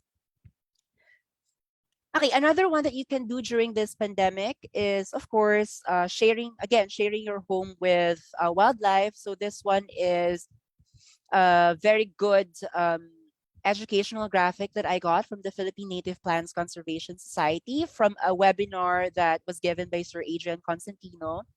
So, ito lang naman yung different characteristics na pwede nating i-modify sa mga gardens natin so that we can invite wildlife. So, not just birds, but you can also invite butterflies, bees, mga skinks, which are also prey naman for our birds. So, perhaps different fruiting native trees, importante yung structural complexity ng vegetation. So, dapat iba-ibang layers ng canopy makikita natin. May mababa, merong mid, may pinakamataas. You can also include deciduous or tall trees. This will provide good vantage points, especially for our predatory birds like the brown shrike. So before sila mag-hunt ng mga lizards, gusto nila nandun sila sa mataas na part para they can see the movement sa baba. Importante rin yung may grass ka kasi we have nesting birds. So kumukuha sila dyan ng mga dried grass, they harvest it, tapos they use it as materials for their nests. And of course, yung nabanggit na natin kanina, water feature. So pwede kayo magdagdag ng bird bath para sa ganon. You can watch with your family and friends. And I would just like to share that bird watching is something that you can do with your family and friends. Kasi with bird watching, you can be a citizen scientist, diba? So, pag nag-post ka ng picture ng ibon, pwede yung makita ng mga scientists natin or pwede nyo isubmit sa mga scientists. Tapos, we can track down kung ano yung current distribution ng mga ibon, especially for migratory birds. Malay natin, yung napicturean nyo palang ibon ay hindi pala niya range yung lugar nyo. So, it would be a new record on your location. So, it would be a very good feat. So these are some of the birds that can be seen in our backyard. Perhaps baka nakita nyo na rin siya sa backyard nyo. So here you have your red-killed flower pecker, collared kingfisher, purple-throated sunbird, your olive-backed sunbird, your brown shrike, your Philippine pied fantail, green-backed tailor bird, and your red turtle dove. So why do I recommend a bird watching? Kasi it's very important that we grow an attachment or we develop an attachment with the birds. And with bird watching, you'll be able to see the world through the lens or through the eyes of the birds. So, alam nyo ba na for us students, diba? So perhaps we are waking 6 to 7 in the morning bago tayo pumasok sa 8 a.m. na class. But these birds are already working hard 5 to 5:30 in the morning. Diba? So nanguha na sila ng food, naghahanap na sila ng nesting materials. And so with bird watching, you'll be able to appreciate their roles even more. And I think yung pinaka-importante is we get to appreciate their intrinsic value. It's just that hindi lang sila mga ibon, 'di ba? Kundi they also have the right to live in this world because they are birds and they have that intrinsic value. So this is something that we can all do with our families and friends, especially now during the pandemic. So be a citizen scientist through bird watching. Okay, another thing that we can do is share the science. So perhaps, eto pwede rin natin itong gawin. So I founded Ibong Gala PH, an online platform where we share artworks and where we share information on bird biodiversity here in the Philippines. And so far we're getting very good responses naman. So may mga nagpapa-rescue, nagpapa-advise on identification, tapos care ng mga rescue birds. And so, again, if you have seen Ibong Gala PH, so thank you for liking the page or sharing its content. Of course, if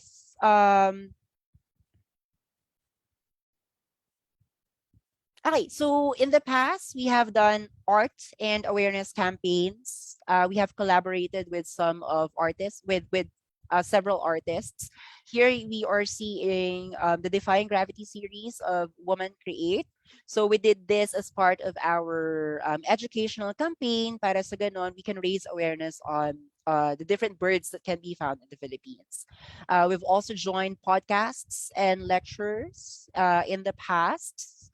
And then, syempre, sa mga estudyante na busy perhaps with their theses or with their education, so creating your own platform may take a while. It might be a slow process or baka hindi nyo siya magawa ngayon. So what I would suggest for everyone is for you to join and support groups and organizations. So these are some of the groups that I have been following for the past years. So let's start on top, the Talarak Foundation. So yung kanilang ginagawa is they are conserving the Negros, the big five of Negros. So that includes the Visayan Tarictic Hornbill at saka yung Dulungan or the Rufous-headed Hornbill. So perhaps you can go to their website, tapos tignan nyo kung ano yung mga pwede natin i-contribute, mga voluntary na mga programs, and so on and so forth.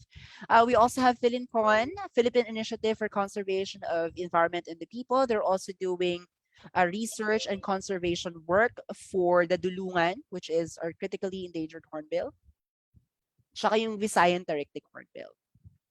I've mentioned Katala Foundation. So hindi lang sila nagko-conserve ng mga katala or Philippine cockatoo. They're also conserving several other wildlife like the Philippine forest turtle, the Philippine pangolin, the Palawan hornbill, and so on and so forth.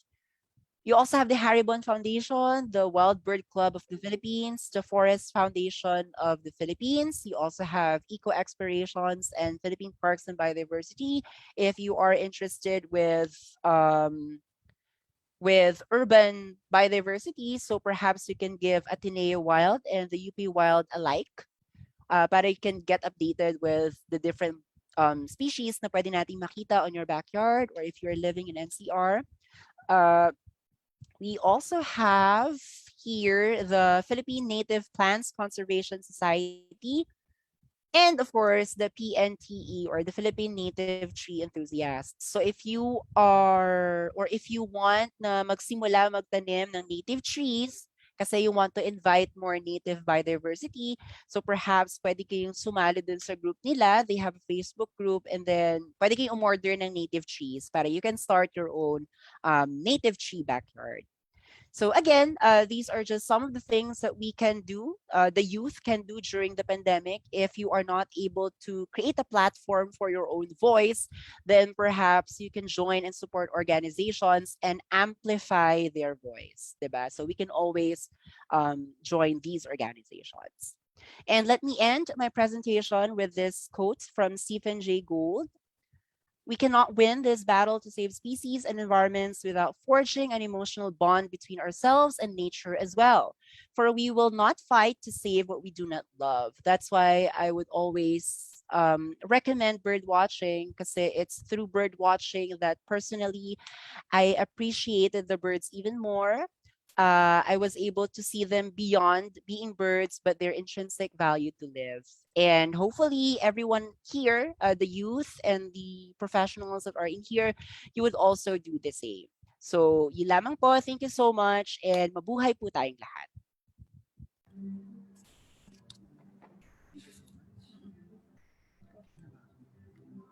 So, thank you so much, Mr. Vince Angelo Gicaraya.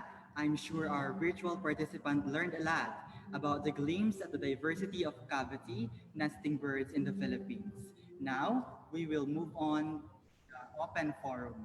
So if you have questions and concerns to our first resource speaker, please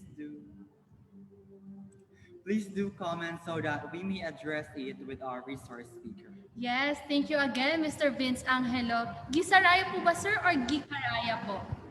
Gicaraya. Wala sa spaces. Sorry, Gicaraya. Gicaraya. Gicaraya, ayan. You can just call me Vince. It's fine. Yes, okay.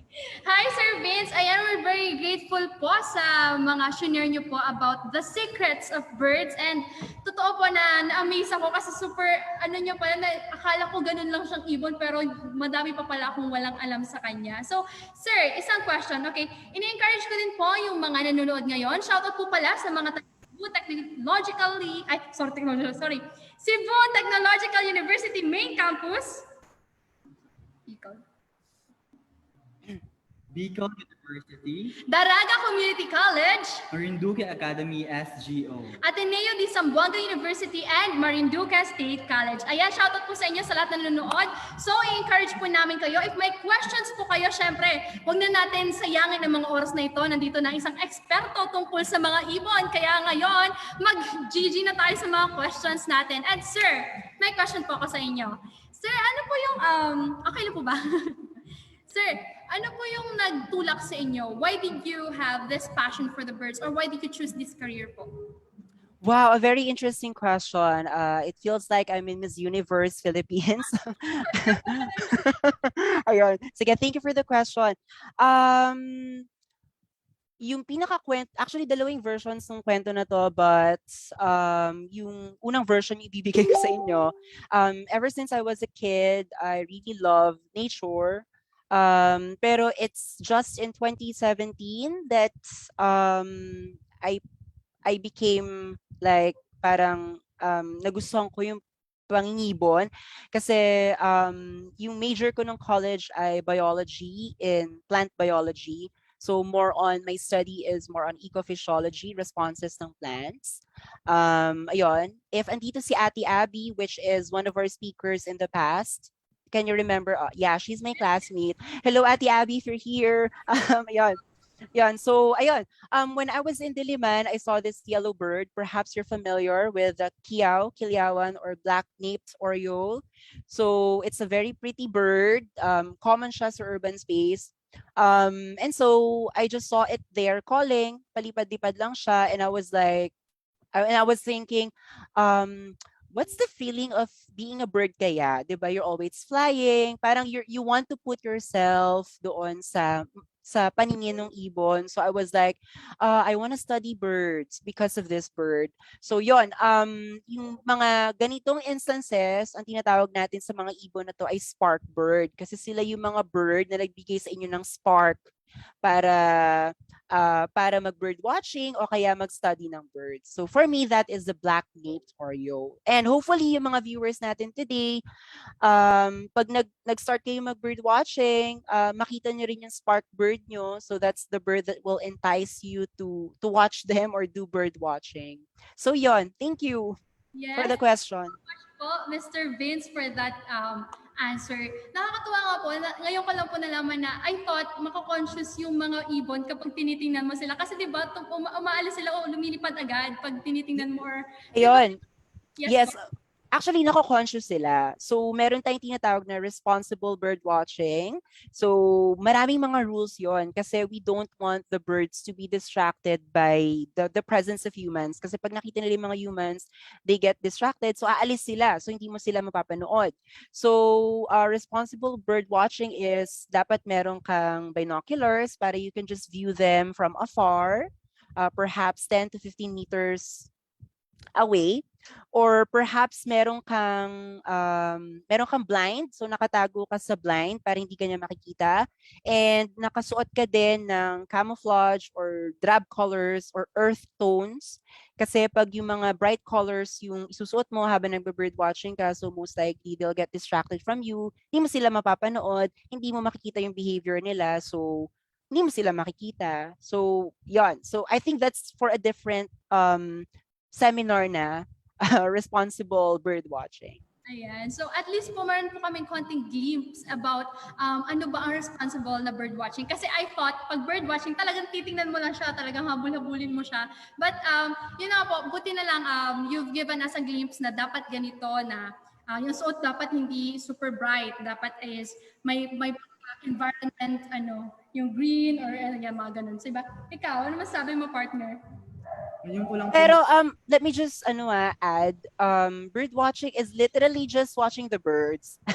So pero kailangan lang kasi responsible, we do it responsibly such that hindi natin para maobserbahan natin sila in the wild, so dapat hindi tayo maingay, hindi tayo nakaka-distract.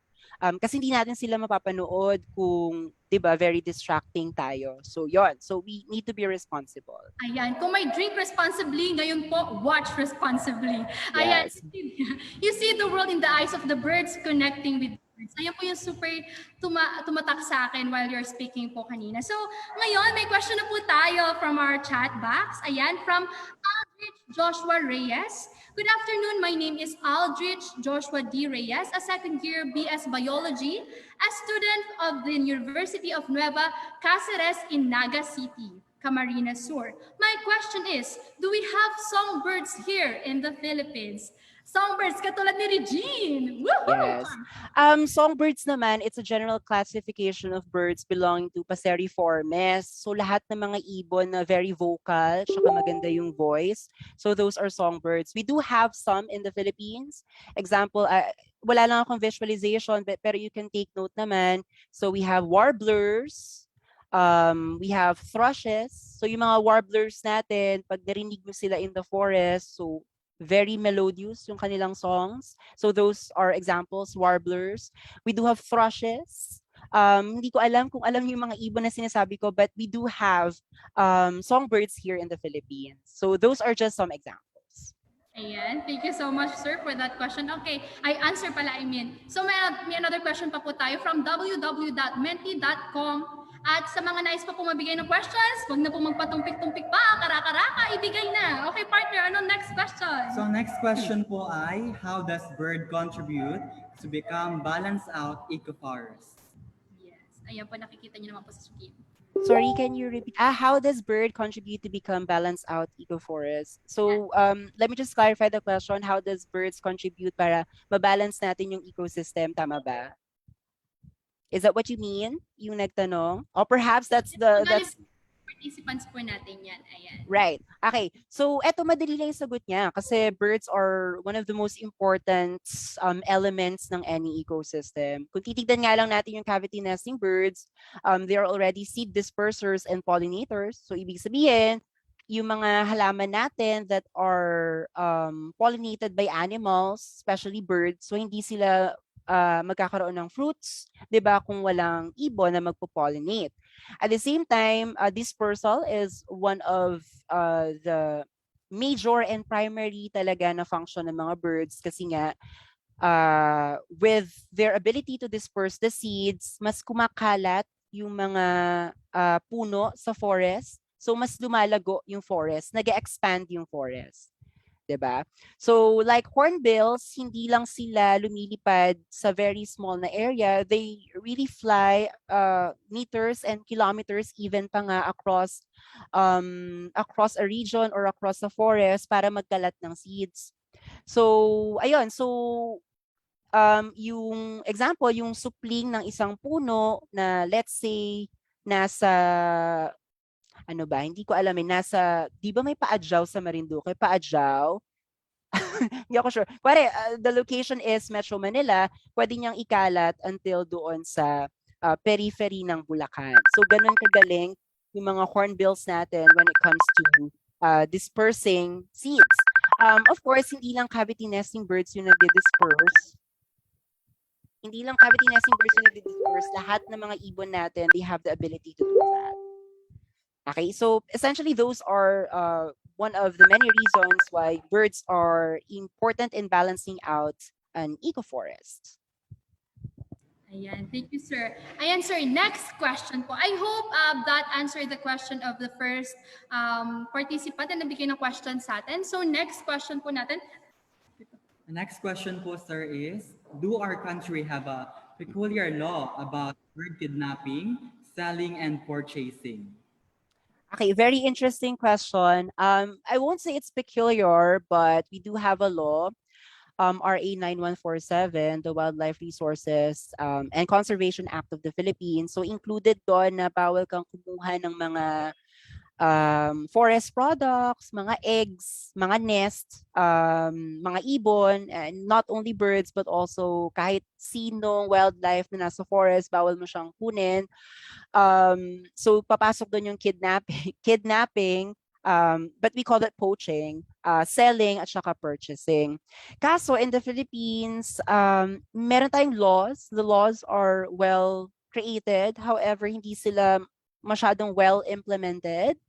So kaya nga minention ko kanina that it's very important that when we do conservation programs, it is paramount that we also promote green jobs. Kasi itong mga green jobs na to, like forest wardens, nest guards, sila talaga yung magbabantay ng mga ibon at saka ng mga nest nila para sa ganun, hindi makakalusot yung mga poachers. So perhaps this is something that we need to revise in our laws. Or example for you students, if in the near future you will be doing your own conservation work, so it would be nice if we can do more community engagement and promote green jobs.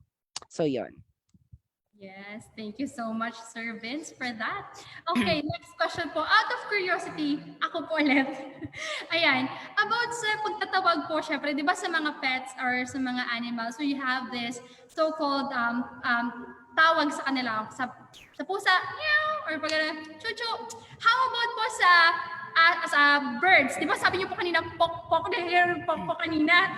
So ano po yung, kasi napanood ko po sa Rio, if you have the Rio, yan, si Blue. Ayan, yung Blue na movie. Di ba po, may napanood po ako doon na guy na super nag-aaral po about birds. Tapos sinabi, pukak! Ganon po. Ganon po ba talaga yung tamang pagtawag po ng mga birds? Sorry. Ano ulit? Paulit nga. Tama na naiyan ako sa ginagawa ko. Ayan, hindi. That's a very good question, no?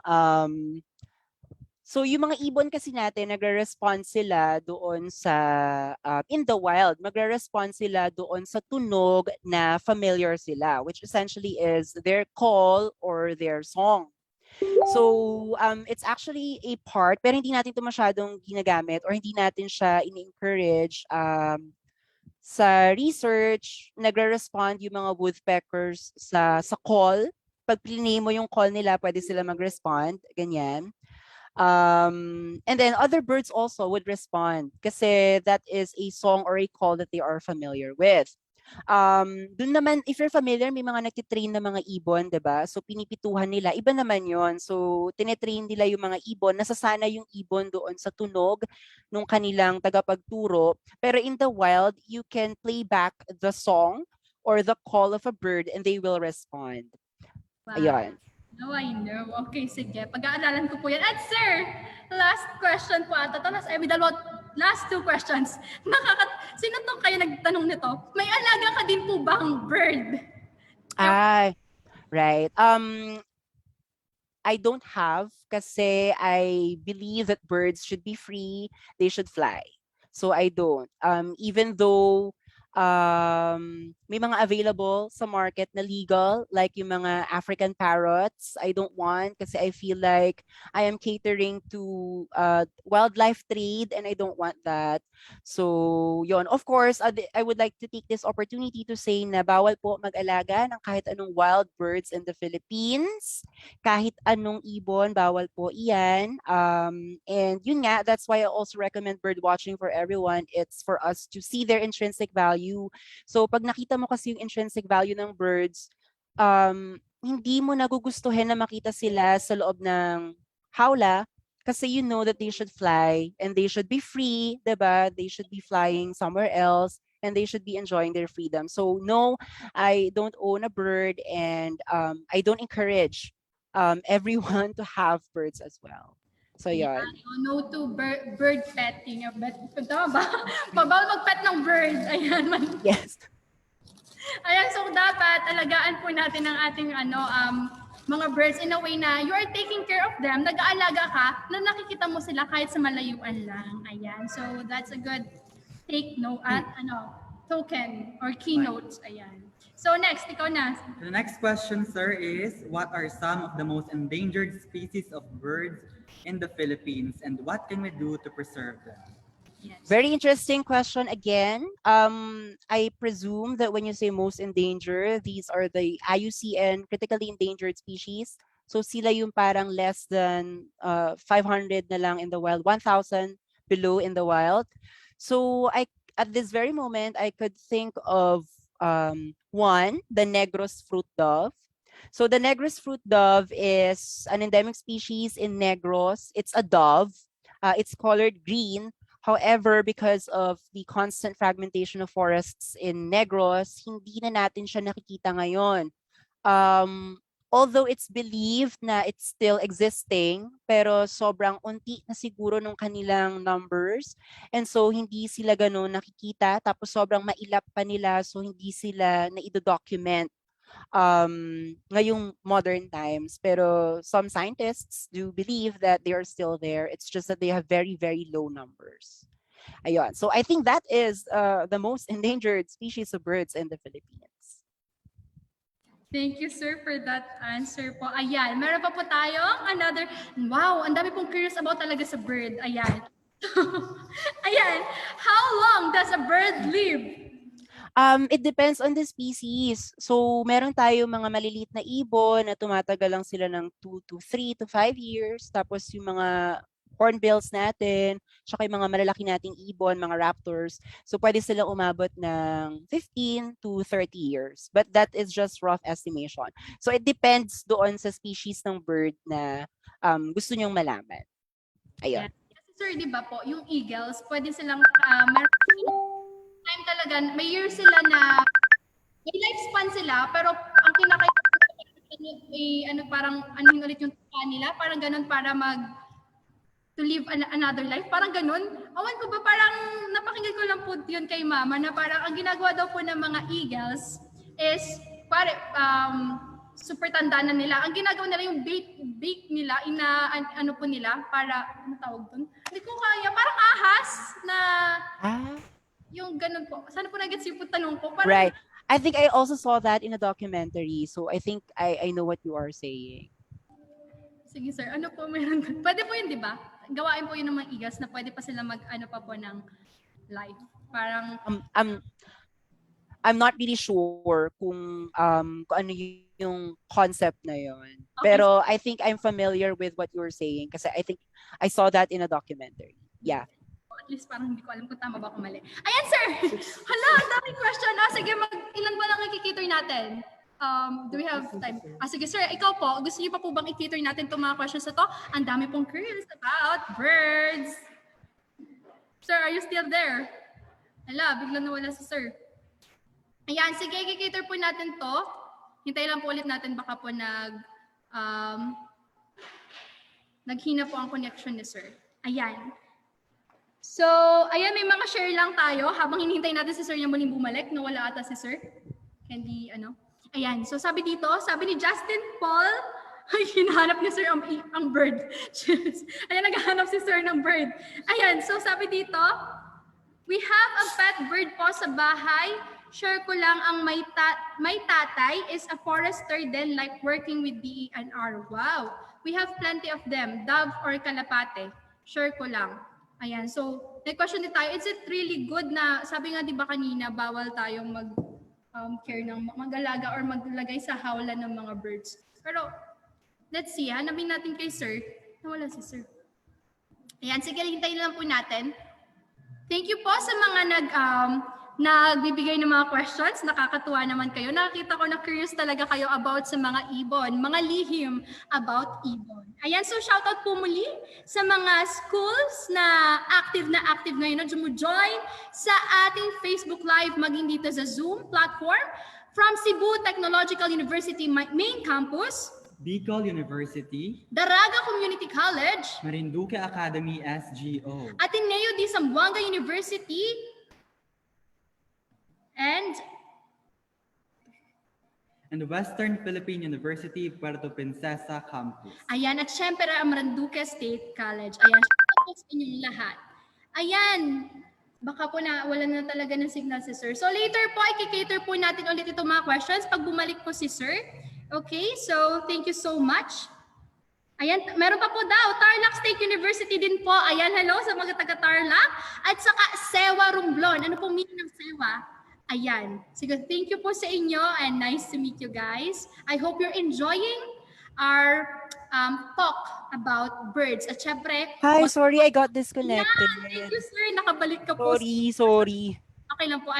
Naintindihan po namin, baka nga po nagkaroon kayo ng problem connection. So, sa connection, ayan. Sir, i-resume po natin yung mga questions. Meron pa po tayong 5 or 6. Siguro we can have one more para we can proceed dun sa sa next. Lang po kita. Ayan, wait lang po. Nagkakaroon po tayo ng battery low. Hintay lang po natin ang ating host, virtual host. Ayan. So sir, thank you so much po talaga. Super nakakatuwa po yung usapan na ganito. At eye-opener din po sa amin. For example, na hindi po talaga, hindi na ganun napapansin ang mga ibon. So ngayon, at least meron tayong konting kaalaman at alam na rin natin kung paano sila alagaan. Ayan, sir. Sige po, hintayin po natin. Ayan. Sir, in your own point of view, what should be the best plan in order to preserve the endangered species of birds? Very good question. It depends on the species. Kasi iba-iba yung requirements, iba-iba yung ecology nila. So, iba-iba yung target natin when we conserve different kinds of species. Pero yung ginagawa natin, since limitado yung budget natin here in the Philippines, what we do is we try to find a flagship species which will serve as our umbrella species. So, anong ibig sabihin nun? Example, in a certain forest, pipili ka ng isang species na kapag nawala sa forest na yun, maapektuhan lahat ng communities mo in the forest. And that is what we have been doing with the Philippine eagle. Kasi Philippine eagle is the top predator in the forest. So pag nawala siya, hindi natin makokontrol yung mga prey na nandun sa forest. So when we conserve the Philippine eagle, we're also conserving all communities ng species na meron sa forest. At the same time, we're also conserving the forest. Kasi medyo choosy sa requirements yung ating Philippine eagle. So ang gusto lang niya is primary forest, native trees na matataas. So if you can remember the discussion of Ate Abby, Lawan, yung pinipili ng mga Philippine eagles when they are nesting. So dapat present yon sa forest community. And so ayun, so I would say if you have limited budget, then perhaps you can conserve or develop a conservation program for a flagship species or that will serve as your umbrella species, or pwede rin naman if you have the budget, so medyo specialized yung atake natin for the species that you would like to conserve. Ayun. So that's why it's very important na we do research. We need to know their ecology, their behavior, their breeding. Kasi nga, when we know all of those information, we can rights, or we can develop a proper conservation program for specific species. So I think that's it. Ayan. Thank you so much, sir. Okay, for now, we will present to you the e-certificate po. Appreciation po ng The Hurt Movement para po sa inyong time and effort, and of course, for sharing your expertise about birds.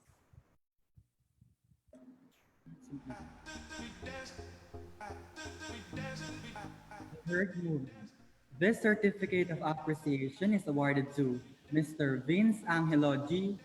Heraya for his valuable contribution as resource speaker in the Session 3 of Kalikasan, a webinar series on conservation and protection of natural resources with the theme Strengthening Youth Engagement in Fostering Conservation and Protection of Natural Resources in These Times of Pandemic, given this 18th day of October 2021.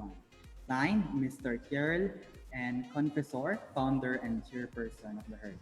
Again, Sir Vince Angelo G. Heraya, thank you so much po sa inyong time, and I hope nag-enjoy din po kayo habang nagkakaroon po tayo ng open forum about this one. Thank you. I enjoyed very, very much. Thank you. Thank you so much. Ayan, again, thank you po sa mga nandito pa rin. Simula kanina, nagsimula tayo, starting from this time ay nandito pa rin po kayo kasama namin para malaman pa ang mga iba pang dapat nating malaman sa oras na ito. Okay, so muli, ayan, sinabi na sa akin ko anong meaning ng Sewa Romblon. Ang sabi dito is Timara Environmental and Wildlife Advocate. And hello po kay Mr. Mark B. Hindi ko alam po hindi mo, pero hello sa'yo at sa mga kasamahan mong nanonood ngayon.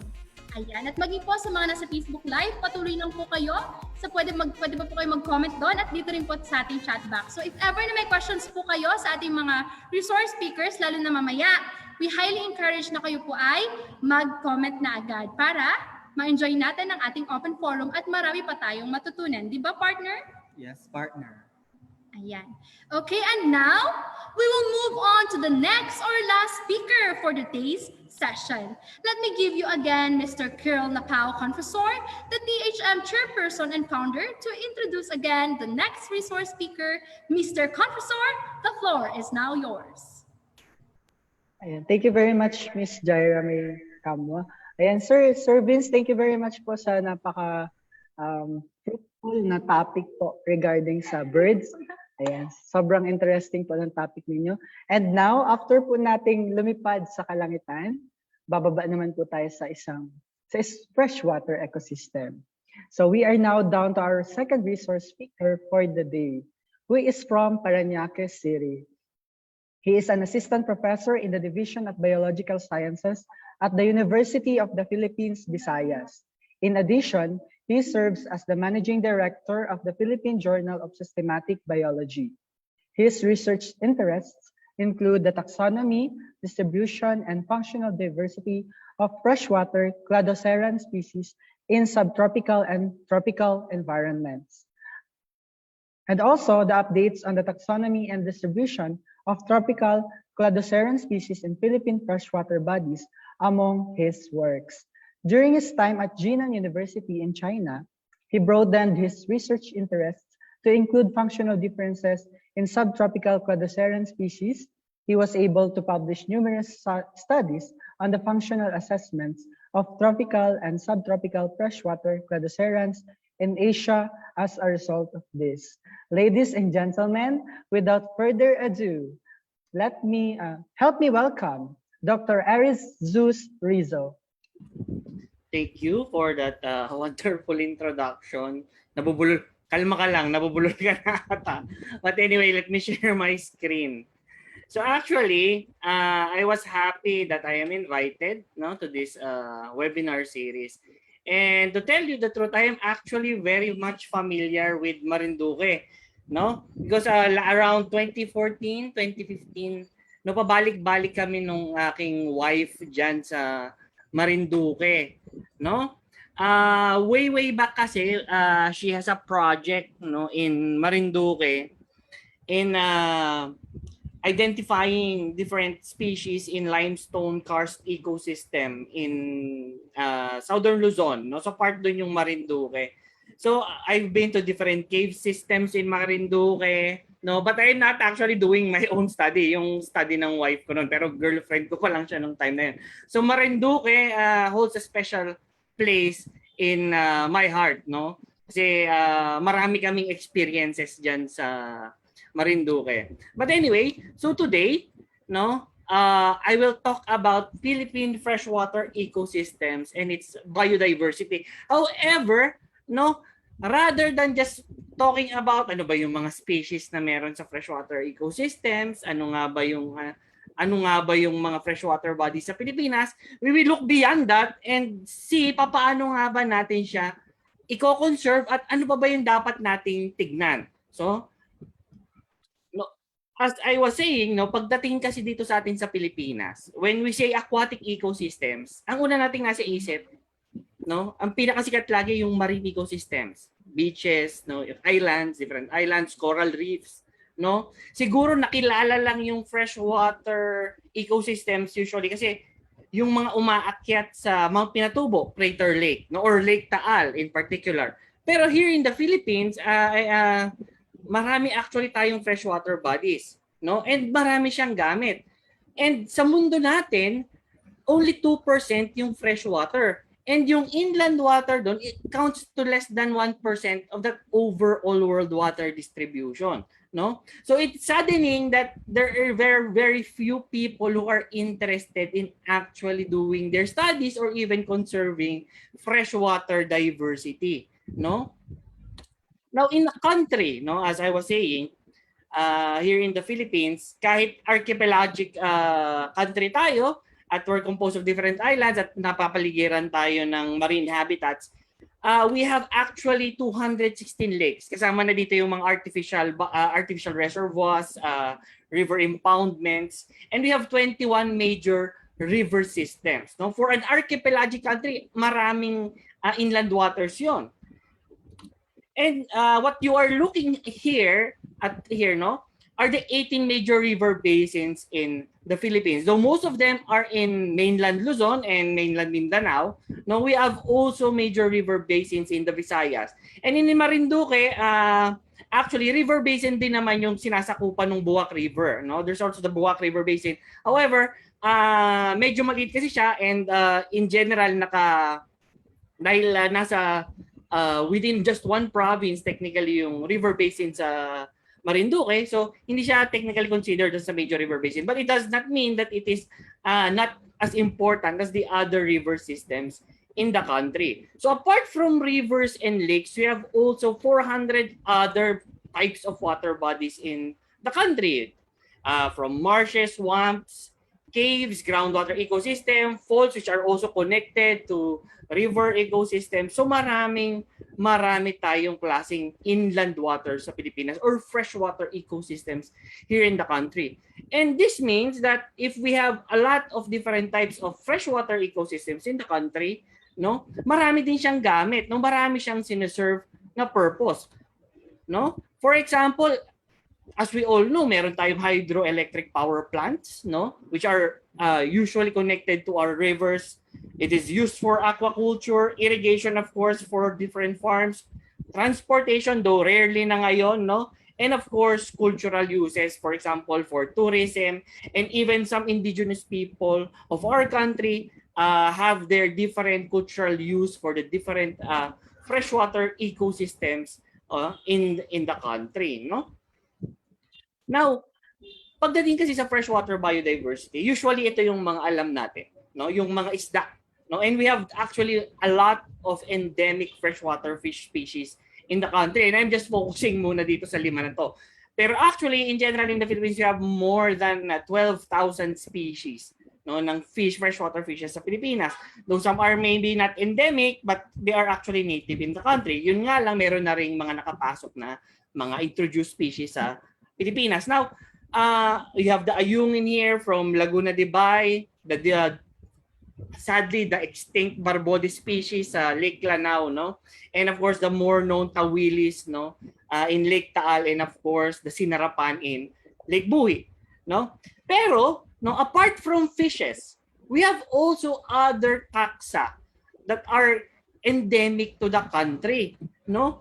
We have Hydropis semperii, which is the only freshwater snake in the Philippines, which can be found in Lake Taal. And yun nga, ito yung mga pinag-aaralan ko, no? And this is a very much unknown sa iba. We even have endemic zooplankton in the country. No, for example, we have Pseudodiaptomus bremi, which can be found only in Lake Taal and Lake Nauhan, though hindi na ata siya nakikita ngayon sa Lake Nauhan, no, sa Mindoro. Then we have Filipinodiaptomus insularus, from the very name itself, no? It's Filipinodiaptomus. So it can only be found here in the Philippines. And it's much more common in northern Luzon. Then we have Filipinodiaptomus vexillifer, which is more common in the Visayas. And this one is up for redescription. We have Antalona alonopsiformis, which can only be found in Lake Lanao. So yung freshwater biodiversity sa Pilipinas does not only mean na yung sa fishes natin. Actually, marami pa, ranging from reptiles to zooplanktons and to other invertebrates. Actually, hindi ko lang sinama rito. We have also endemic macroinvertebrates such as insects, for example, mollusks, no, gastropods, no, which are also endemic in freshwater biodiversity. Kaya lang, gaya nga no sinabi ko, though my topic is on the biodiversity and the different ecosystem, freshwater ecosystems in the country, no, most of those information can be found in the internet. You can even search for it as long as your source is credible, no. But bakit nga ba, no, ano ba yung mas mga importante pang issues, no, na dapat nating pag-usapan sa freshwater biodiversity? At bakit nga ba natin to pinag-uusapan ngayon pagdating sa conservation? No? Again, gaya nga nasabi ko, marami siyang gamit. Freshwater systems have a lot of use, no? Not from potable water to energy production, no. However, there are a lot of threats, no, to Philippine freshwater biodiversity. And lahat ito natakil na sa dami ng webinar na napanood nyo, perhaps lahat to paulit-ulit ng nasasabi, no. So from destruction and degradation of habitats to introduction of invasive species, no. And all of this, no, are happening in the different freshwater ecosystems in the country. Ngayon nga, mainit na mainit ngayon yung usapin sa PAREX, no, doon sa Pasig Expressway, no, Pasig River Expressway na itatayo, no, recently here in Luzon, no, because even small infrastructure development in water systems, no, needs to have environmental assessment. Kasi sabi nga nila, no, wala na naman, patay na yung Pasig River, so whatever happens to the system naman okay lang. Kaya lang, what probably people are forgetting is that Pasig River is also connected to other water bodies in Luzon. So whatever happens in Pasig River also might happen to the other connected water bodies, no? And yun nga, gaya another very important problem, for example, no, is yung introduction ng invasive species, which we at least, no, when I was doing my field work, no, sa Luzon, no, we were doing it Mount Pinatubo Crater Lake. And ang tanong sa amin ng mga tao ro, number one nilang question is kung pwede na ba daw introducean ng tilapia yung lake. No, though of course right now medyo mataas pa rin naman yung sulfur levels sa Pinatubo Crater Lake, and we have to understand the economic woes of our countrymen. Kaya lang, if you look at that idea, gusto na agad nila introduce ng tilapia, which is a very invasive species, no, na na-introduce na actually all over the world, no. Kaya lang, let me focus on invasive species right now, no. So paano nga ba natin masasabi na yung isang species, no, in a freshwater habitat, no, or in general and different ecosystems become invasive species? Now, may two sides of that coin pagdating sa biological invasion, and different scientists still debate, no, kailan ba natin matatawag ng isang species na invasive species, no? So for example, we have a non-native species from its origin country, no, or original geographic range. It arrives on its new range, no, nandito na siya, na-introduce siya, So we can already call that an introduced or exotic species, no? And if nagpa-persist siya, no, nag-survive siya, nakapagparami siya, kumalat siya sa ibang area, that introduced or exotic species become naturalized. Again, no, this sa iba, no, sa ibang mga experts at ibang scientists, no, baka magtataka kayo kasi iba yung narinig nyo sa iba. It's again, it still depends on the scientific thought, no, or scientific philosophy na sinusunod nung scientist or nung expert na naparinggan ninyo, no? But for me, I'm on this side of the coin, no? So naturalized pa lang siya. But until an observable impact on the local ecosystem has happened due to the introduction of that species, then we can call it as an invasive species already, no? If wala pang impact, dumami lang siya, wala pa naman siyang nadi-displace na niche, though of course, usually nangyayari din naman yun eventually, no? But not all the time, no? To be clear, no? Then we can call it an invasive species. Actually, when it comes to determining whether a species is invasive or not, that is still up for debate. Kasi there are studies, for example, that say that introduction of a specific species, for example, na-enhance niya pa yung biodiversity rather than destroying it. How does that happen? Because sometimes nag-open ng bagong niche, no, or ecological space yung isang organism. So may nakakapasok pang additional na species. So nagkakaroon ng additional biodiversity. Nadadagdagan sa kanila, nadadagdagan ng additional biodiversity kasi tumataas yung species richness. But I go through on the talk, hindi porket mataas ang species richness mo, it does not mean that it is already very diverse ang iyong ecosystem or ang iyong biodiversity. Kasi ang biodiversity, multifaceted yan na nakakalimutan ng nakakarami. Now, meron tayong 12,000 recorded species sa Pilipinas, no? It sounds big, no? It sounds such a big number. However, compared to other ecosystems, terrestrial to marine ecosystems, konti pa rin, no? So bakit nga ba? Bakit nga ba pagdating sa inland waters, nandiyan na nga sa loob natin, no? Malapit lang sa atin, sa landlocked naman yung mga water na yan. Bakit nga ba konti lang yung alam natin sa inland water biodiversity? No? In a review by Magbanua et al. In 2017, ni-review nila gaano nga ba karami ang freshwater studies na ginagawa sa Pilipinas since the 1980s. At kung makikita ninyo dito, no, from 1988 to 2012, nag-average lang tayo ng 20 to 35 studies per year, no, on freshwater habitats, no? So, kung ganun lang yung compared again sa terrestrial at sa marine habitats, konti yun, no? So 20 to 35 studies lang tayo dito sa Pilipinas per year when it comes to freshwater habitats. And most of those studies are actually naman nakafocus din naman sa systematics tsaka biodiversity and conservation. However, those fields of interest, no, are also connected to resource management, for example, to aquaculture and biological monitoring. No? And kahit nasa systematics at biodiversity and conservation ang focus usually ng freshwater studies, kung titignan naman natin yung taxa involved, puro naman sa fishes ang study niya. Now, it's actually a general problem when it comes to the study of biology that we usually just study those that are charismatic, no? Or for in general yung mga macroscopic na mga organisms, no? However, when it comes to diversity, again, sabi ko nga madaming facets ang biodiversity. So we also should note, no, na mahalaga ring pag-aralan yung iba pang klase ng hayop or plants, for example, or organisms in general sa isang ecosystems.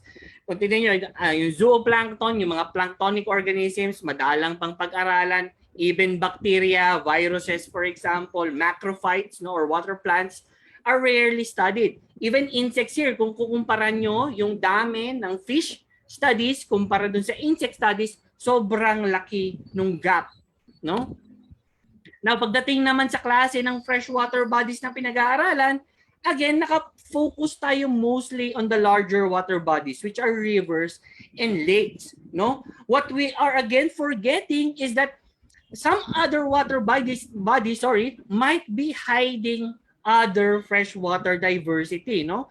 No, for example, yung maliliit na river system, for example, yung streams, yung creeks, no? And even reservoirs and dams, no? Because changing yung pag-change ng ecosystem, no, might harbor possible evolutionary triggers, no? So there's a chance that you might find new species, no, in those kinds of habitats. No, even caves are rarely studied. And dahil rare yung studies ng caves, madalang tayong nakakakita ng new fish species sa loob ng caves, mga invertebrates sa loob ng caves. But in general, no, kung tutuusin, diverse din naman yung cave diversity natin. Hindi lang yung nakikita natin sa walls ng caves or sa floor ng caves, but also yung mga water systems na nasa loob ng caves.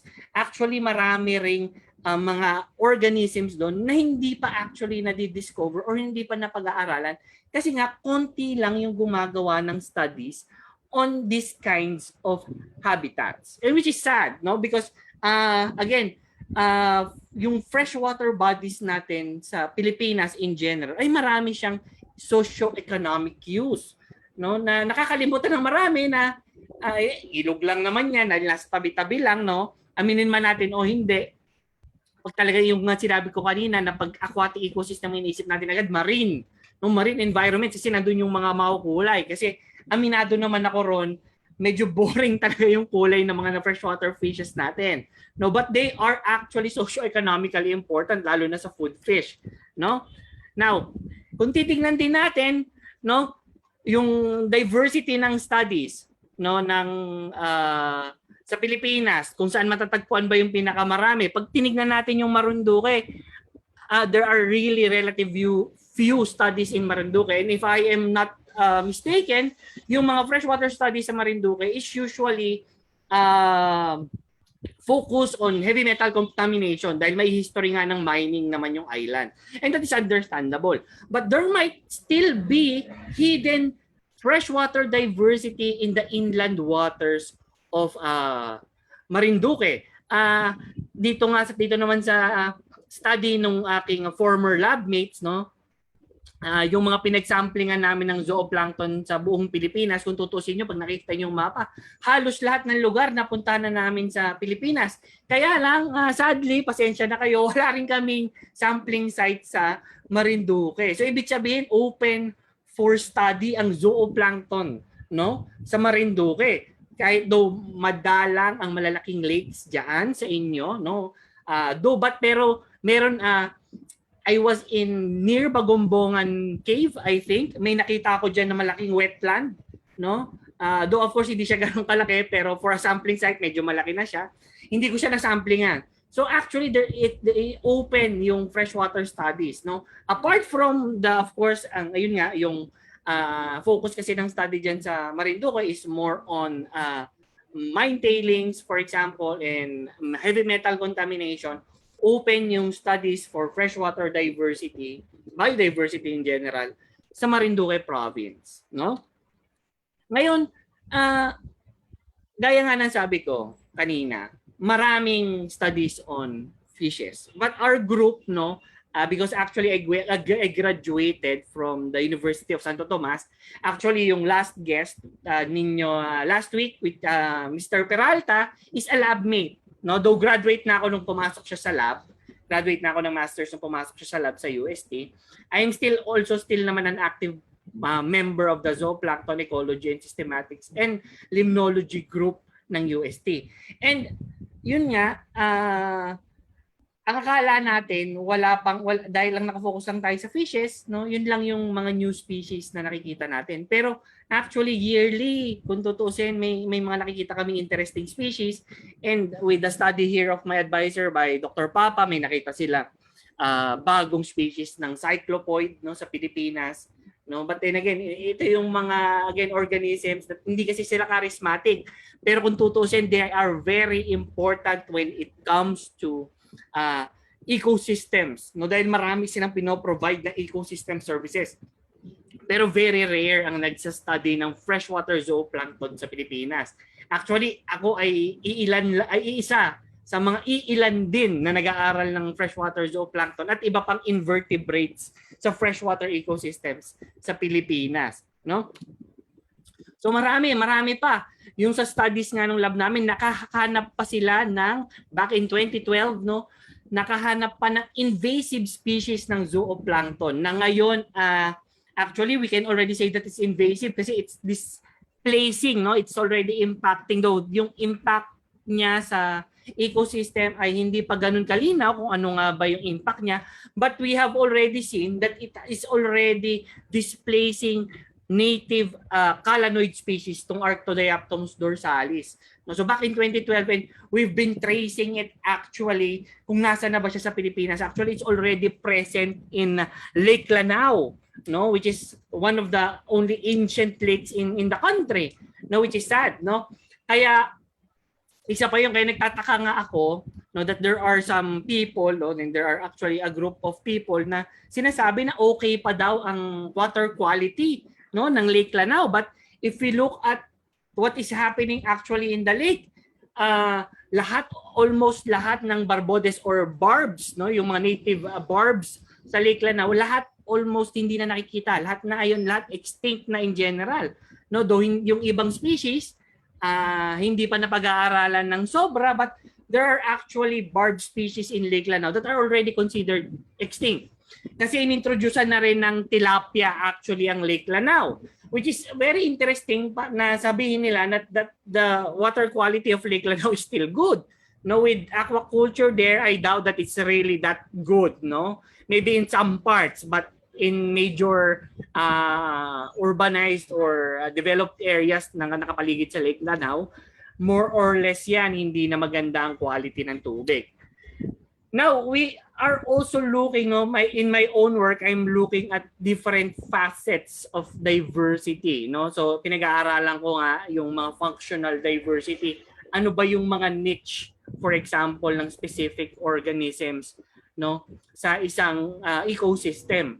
No, so ay ina-identify ko ano ba yung trabaho nila sa isang specific ecosystem. And I am also looking at size diversity. Ano ba yung impact rin ng pagkakaiba-iba ng sizes of the same species, for example, or of the same genera sa isang ecosystem, no? And again, these are facets of biodiversity na nakakalimutan ng maraming scientists, even scientists and conservationists, na hindi lang tayo nakabase sa dami ng species, no, especially when your identification of your species is only based upon the name, no, or the taxa name, no, the taxon name, for example, no. Marami kasing ibig sabihin yung species when it comes to biology, especially for those who are here na biology major. Mamaya i-discuss natin ano nga ba kasi pag sinabi nating species, no?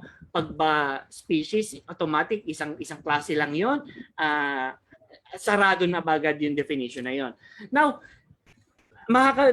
and this study recently, no, proves that very rich yung freshwater ecosystems natin sa Pilipinas. Kasi nakakita pa sila ng bagong species ng goby na freshwater, no, sa Palawan. No, so it means that the freshwater ecosystems in the country is still a treasure trove of biodiversity. We just have to look at it, no? Kaya lang sad again, no, as I am repeating throughout the time that I am talking, no, konti lang kasi yung nag-aaral ng freshwater diversity in the country, no? And again, mostly nakafocus sila gaya nga nito sa fishes. And there are actually still a lot of taxon groups, no, na pwede namang pag-aralan. Again, macroinvertebrates, insects, no, plankton species, macrophytes, and other organisms.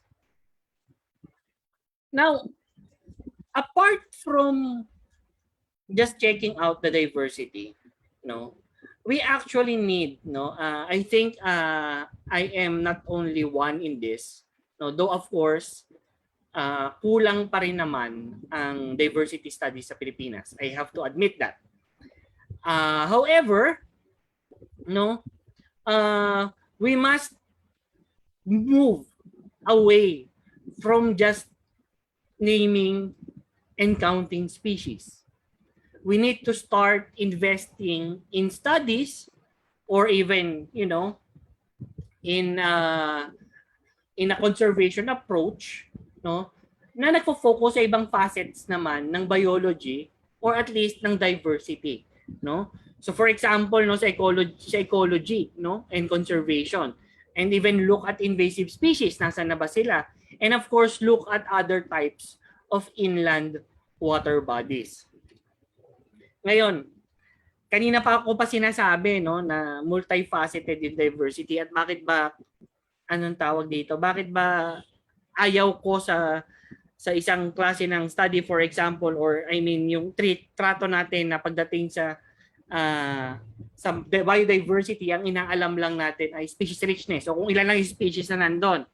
Kasi actually yung term na species, marami siyang ibig sabihin, no? For example, yung philosophical definition niya, it says that something that conforms to a specific set of unique characteristics or properties. So kung iba ka, for example, iba ka sa kanya, iba yung characteristic mo, isang species ka na agad. However, we are more familiar with the biological species concept, no? Which is a group of organisms that are capable of or has the potential of interbreeding and producing fertile offspring. However, as biology has progressed through the use of molecular tools and other analysis, no, meron na tayong dalawang bagong definition ng species. We have the phylogenetic species concept and the ecological species concept. Ano ba to? No? So pag phylogenetic species concept, we actually consider the evolutionary history of a specific organism bago natin sabihin isang species siya. And we have the ecological species concept, no, which is also has a different meaning. No, it's morely focused on the niche that is being occupied or the resources that is being used by a specific organism before we call it a species. Now, again, as I've been, ito kasi ay aking pinopromote, na we always tend to forget that biodiversity, when we say biodiversity, it's not just the number of species, it's not just the abundance, no? But biodiversity is multifaceted. Even away from freshwater, it is multifaceted because differences can be found even in between populations or even within the same population. Nakakakita tayo ng differences, and that is a facet of biodiversity, no? So that is how we should be looking at biodiversity, not only, no, the number of species, but the differences in between individuals, no? And actually maraming different aspects ang biodiversity, such as morphological diversity, functional diversity, which I am doing, genetic diversity, and phylogenetic diversity. So marami tayo dapat kino-consider when it comes to studying biodiversity. No? And again, no, paulit-ulit ako, kaya lang kasi minsan, no, when we look at conservation in general, no, ang gusto lang natin basta i-conserve ko lahat ng species na makikita ko sa isang specific na lugar, no? And that's well and fine, but we have to understand that the resources are finite and we need to have a more efficient way of actually conserving and preserving biodiversity, no? Now, why should we start moving away from species richness, no? Though it is the most common measure, no, madali siyang i-interpret, basta marami, okay na, ibig sabihin nun highly diverse. Correlated din naman siya usually sa mga ecosystem processes, ecosystem services, and different other variables. Kaya lang, it does not take into consideration differences in between species. Madalang din niyang i-mention yung commonality or rarity ng species. And mathematically, no, it explains relatively small part of the variation in between communities. So hindi natin actually, pag naka-base lang tayo sa species richness or yung dami ng species sa isang lugar, hindi natin actually nakikita yung overall status talaga ng isang ecosystem, no? So it is being proposed na yung ibang facets ng diversity ay isama rin pag pinag-aralan. Yung pag sinabi nating biodiversity, dapat pag-aralan din yung functional, phylogenetic, or even genetic diversity ng isang community. no? So yan, nakita natin tumataas yung mathematically mataas yung variation na nai-explain kapag magkakasama yung ibang facets pa ng diversity, no, sa isang ecological na study. Now, there is an example, no? Bakit nga ba hindi tayo basta dapat nagre-rely sa species richness? Bakit ba dapat hindi lang basta marami, no? Yung pagdarami ng species, okay na agad yung diversity natin. If you look at this closely, no, yung native species natin in a study by Mayer et al. In 2015, I think this is in South America, no, yung native plant species, as human disturbance increases, bumababa rin yung number ng species. However, if you look closely, may peak siya, no? Doon sa disturbance niya, doon sa medium disturbance, tumataas rin yung diversity. So does that mean that it's still healthy, no? And with the exotic species, habang tumataas yung disturbance, it's a natural reaction, tumadami rin yung species na naoobserbahan. So again, does it mean na dahil marami yung species, mas okay siya? Another part of their study here that you can see dun sa graph, no? Pag nakita ninyo yung sa agriculture, mataas, no? Na parang tumataas pa yung diversity niya kumpara dun sa tumataas siya doon sa middle disturbance, tapos habang dumadaming disturbance bumababa, no? Kung tutuusin, actually, kung iisipin natin, yung agriculture at forestry ang dapat medyo stable na nag-i-increase ng species richness. Kasi yun yung technically low disturbance. Pero pag tinignan nyo rito, basta tumataas yung species richness, pag tinignan natin yung mga kalsada, mga railroads, may urban at saka industrial. So minsan, yung number ng species richness ay hindi talaga nakakatulong, no? Para malaman kung ano ba talaga yung overall ecological status or overall ecological health ng isang ecosystem, no? That is the reason why we need to look at the different facets really of diversity, no? Again, paulit-ulit man kasi sa atin pag nakakita tayo madalas ng marami, tingin natin okay na, no? But again, we have to look at the biology and the ecology of organisms, no? Dapat meron tayong idea nung part na yon, no? As much as we want to promote citizen science, no? Mamaya i-discuss ko rin slightly sa inyo kung ano ba yung nagiging epekto ng social media in particular when it comes to conservation issues, no?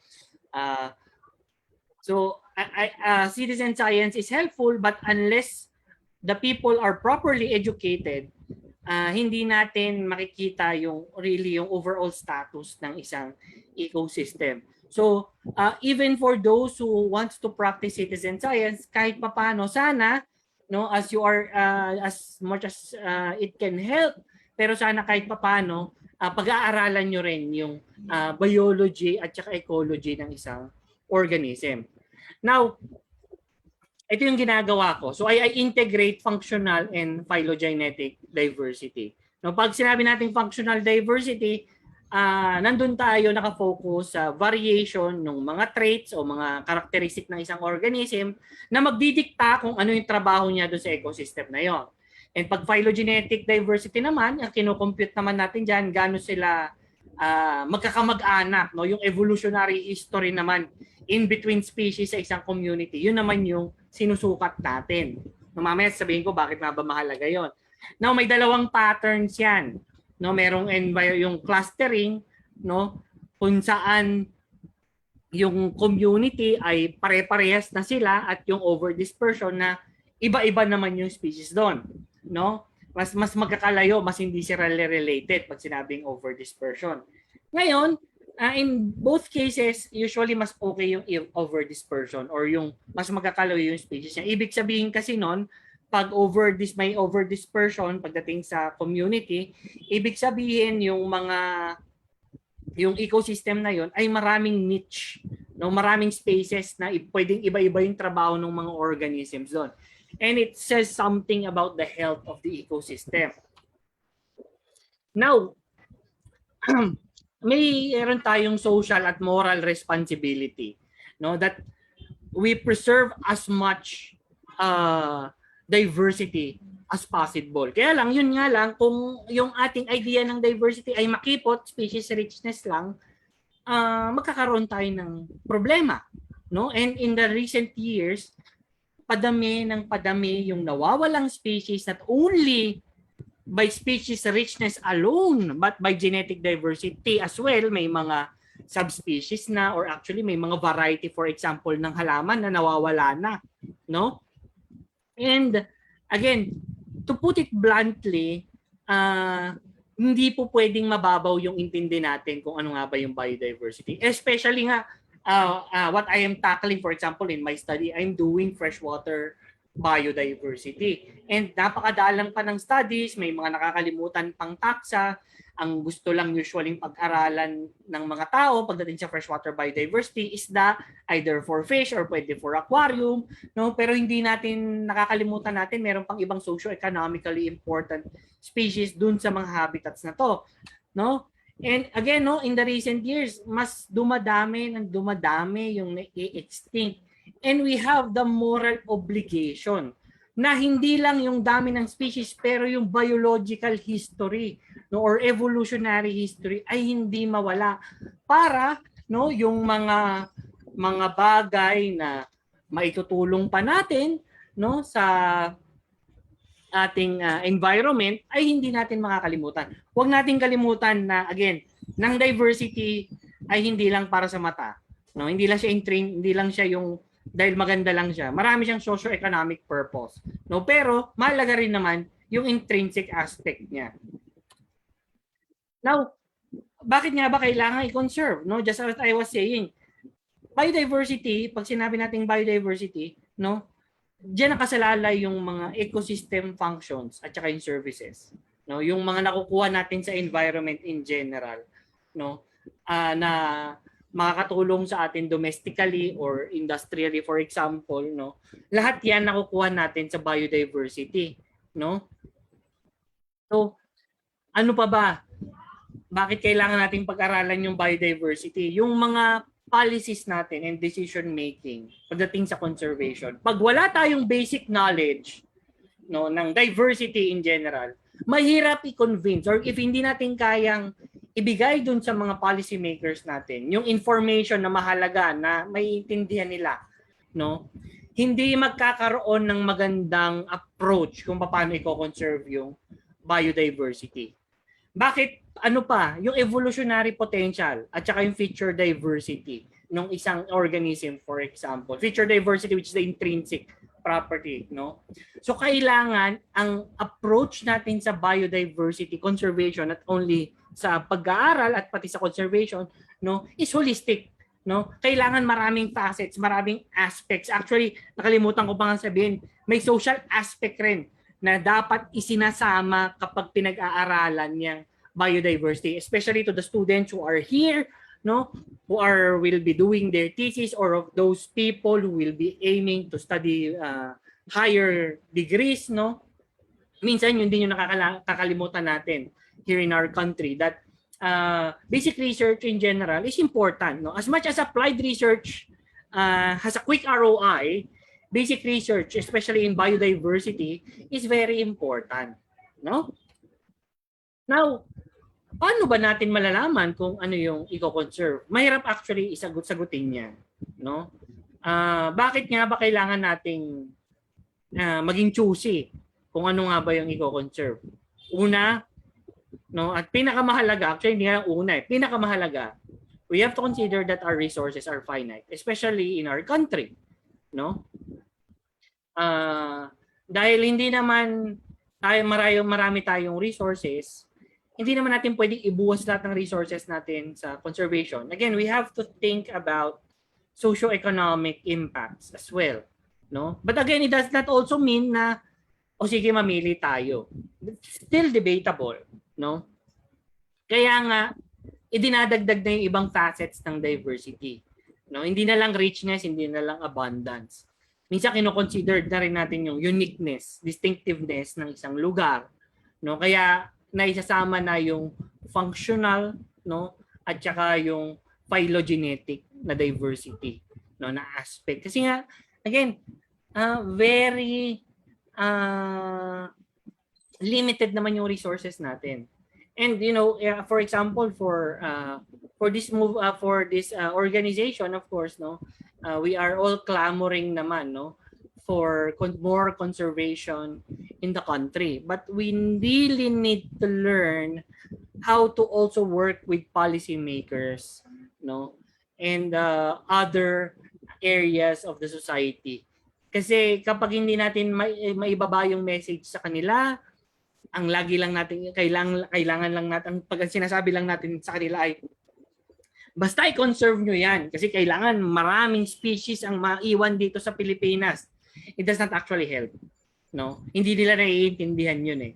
So yun yung part na saan na as those who are conservationists here, yun yung matutunan natin na maibaba sa mga policymakers. Maituro natin sa mga policymakers in the most simplest way, possible na bakit nga ba, for example, itong specific area na to ay kailangan nating i-conserve. Kasi sa totoo lang, minsan yung science communication, we have the knowledge, don't get me wrong, marami na tayong alam, pero dahil hindi natin na ibababa sa ating mga communities, yung knowledge in particular na kailangan nila, na maintindihan nila bakit nga ba kailangan i-conserve, kaya ang nangyayari tuloy, hindi siya nagiging priority or hindi siya nabibigyan ng importance. Okay? Now, bakit nga kaya? An additional thing na gusto kong i-discuss sa inyo today ay bakit nga ba nagkakaroon ng misinterpretation, misconceptions pagdating sa not only freshwater, i-generalize ko na to, conservation and biodiversity. Actually, in science in general. In the image that you are seeing here now by Menkzer and Hill, these are actually social networking graphs, but they are easy to understand, and most of you are actually very active in social media. However, what you don't know is may mga mahilig mag-share ng memes dito, di ba? As you are sharing different memes, even those that are really, it seems harmless, for example, lalo na political season ngayon, and dumadami rin yung mga bots na pinabayaran para lang mag-increase yun for income sake, nagiging dirty yung pool ng information. Eventually, mas maraming meme about a specific information, mas bumababa yung quality ng information na nakukuha natin doon. Mas maraming bot, the same, And this is very important, not only in politics, but also in conservation. Because habang dumadami yung mga nag-share ng fake news, ng mga studies na wala namang basis, nagkakaroon ng mismanagement pagdating sa conservation. Even studies that are being done in the country that are funded by the government, for example, may have sometimes very vague conclusions, na ini-interpret na ng iba. Ngayon, anong problema? I-share sa Facebook, ay okay pa pala tong environment na to, sige dagdagan natin. And minsan yun yung mas naiintindihan kasi ng policymakers natin. And that is a stern warning for everybody here. Too much sharing in social media is actually bad, Lalo na kung yung mga information na sinashare nyo ay wala namang magandang basis, So yung advice ko sa inyo, ang may advice ko sa inyo naman pagdating sa paggamit ng social media when it comes to promoting conservation or biodiversity, make your own research, make your own post, and write your references. Only credible references. Yun lang may advice ko sa inyo. Kasi yung ating actions in conservation, kapag mali yung information na nakakarating sa policymakers, laging pangit din yung kalalabasan, Kapag hindi na maganda yung ating evidence na pinapakita rin sa kanila, imbis na mas makapag-conserve tayo ng biodiversity, mas magiging negative yung impact niya, So alam ko yung topic na gusto niyong marinig sa akin is on freshwater, But I'm moving away from that kasi most of those information can actually be seen in the internet. But no, as much as possible, I want to educate you na not all of the information found in the internet, especially in social media, and I think all of you already know this, but sometimes forget, no, na minsan hindi naman reliable yung information na meron. No, akala ninyo sa politics lang to, nangyayari din to sa conservation. And there are studies that are being flaunted around sa social media na ganito ganyan, okay pa naman yan, no, mga chismis lang ng Illuminati ang information nila, no. So yun kasi yung problema, madaling maniwala na ngayon ang tao with so much information in the social media na nakakalimutan natin that we should be only basing our notions and our information sa credible resources, no? And with your generation, kayo talaga yung nakababad nakababad tayo, no? In our generation, tayo yung nakababad sa internet, no? Kaya yung misinformation, grabe talaga, talamak, no? And it actually dominoes through conservation efforts. Actually, yun nga, I don't want to be political, pero even political memes can actually impact conservation. Kasi tandaan natin, no, our policy makers will decide on what to conserve and what would be their priority when it comes to the environment. No? And it should be a balance between socio-economic importance and of course the environment as well. Hindi rin naman pwedeng puro environment lang. Kailangan ding mabuhay ng mga tao. So there should be a balance on that. No? And lalo nating naramdaman yon ngayon nung itong COVID-19 pandemic from last year to this year, no? Yung resources natin, hindi tayo makapag-aral, hindi tayo makapunta sa field. Alam ko yung ibang biology majors ngayon, dinadasal na sana mag face-to-face na para makapag-field work na uli sila or at least makapag-field trip, makahawak man lang ng microscope, no? And yun yung challenge din sa aming mga educators and scientists na makadevelop ng tools para may magamit, no, tayo na para mas ma-educate natin yung youth at yung iba pang mga tao na yung importance ng mga ginagawa natin. Pero, no, as much as I am maligning social media, I also have to face reality, no, that social media is actually a new venue for research and education. And yun nga, sana magamit lang siya ng tama. Facebook, Instagram, Twitter, YouTube, TikTok, whatever, no? If they are used properly, yun nga, it will be very helpful, no, pagdating sa ating pagre-research at pag-educate. Kung tutuusin nga, nagagamit na rin naman ito ngayon, no? So last time, no, nag-host ako ng mga ecolod ng focus group discussion, no? And you know, the Biodiversity Conservation Society of the Philippines as well is very much active in sponsoring webinars, educating people, bringing scientists and experts near our students and other stakeholders dun sa information na kailangan nilang malaman pagdating sa conservation, no? So actually marami akong hinold na webinar this year, no, for my ecology class lang supposed to be to, no? And actually available siya sa YouTube, no? Hindi ko siya pinopromote, no? Pero available siya sa YouTube. So if you want to go back and see what experts tell us kung paano nga ba ginagawa yung mga sampling, ano ba yung mga conservation efforts ng Pilipinas. May episode akong ginawa for that, kung paano ba nakakatulong. Paano bang hand in hand ang ecology at conservation, no? So may episode akong ginawa para doon. And the UPLB Museum of Natural History is actually hosting a lot of webinars and seminars this year, no, which comes from different experts as well in different fields in the Philippines, no? So isa rin itong venue ito. I upload the organizers, at least meron another venue for research and education when it comes to biodiversity in the country. Now, pagdating naman sa research, kung tutuusin din, no, because research is actually expensive, aminin man natin o hindi, but there are a lot of organizations, even DANR has open access data na pwede nating gamitin. Kaya nga nakakapagtaka, napakaraming data na available for us to use.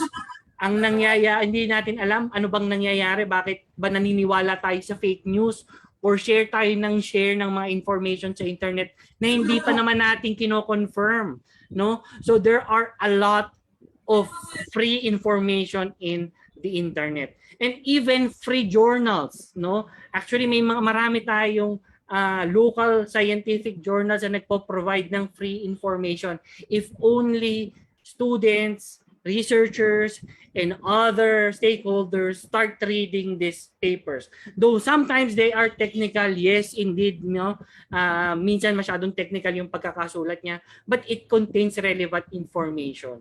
No, and mas mahirap kasing i-misinterpret or magkaroon ng misconception kapag nandiyan yung technical evidence no. So yun yung hopefully matutunan ng marami, no, na gumamit ng credible information.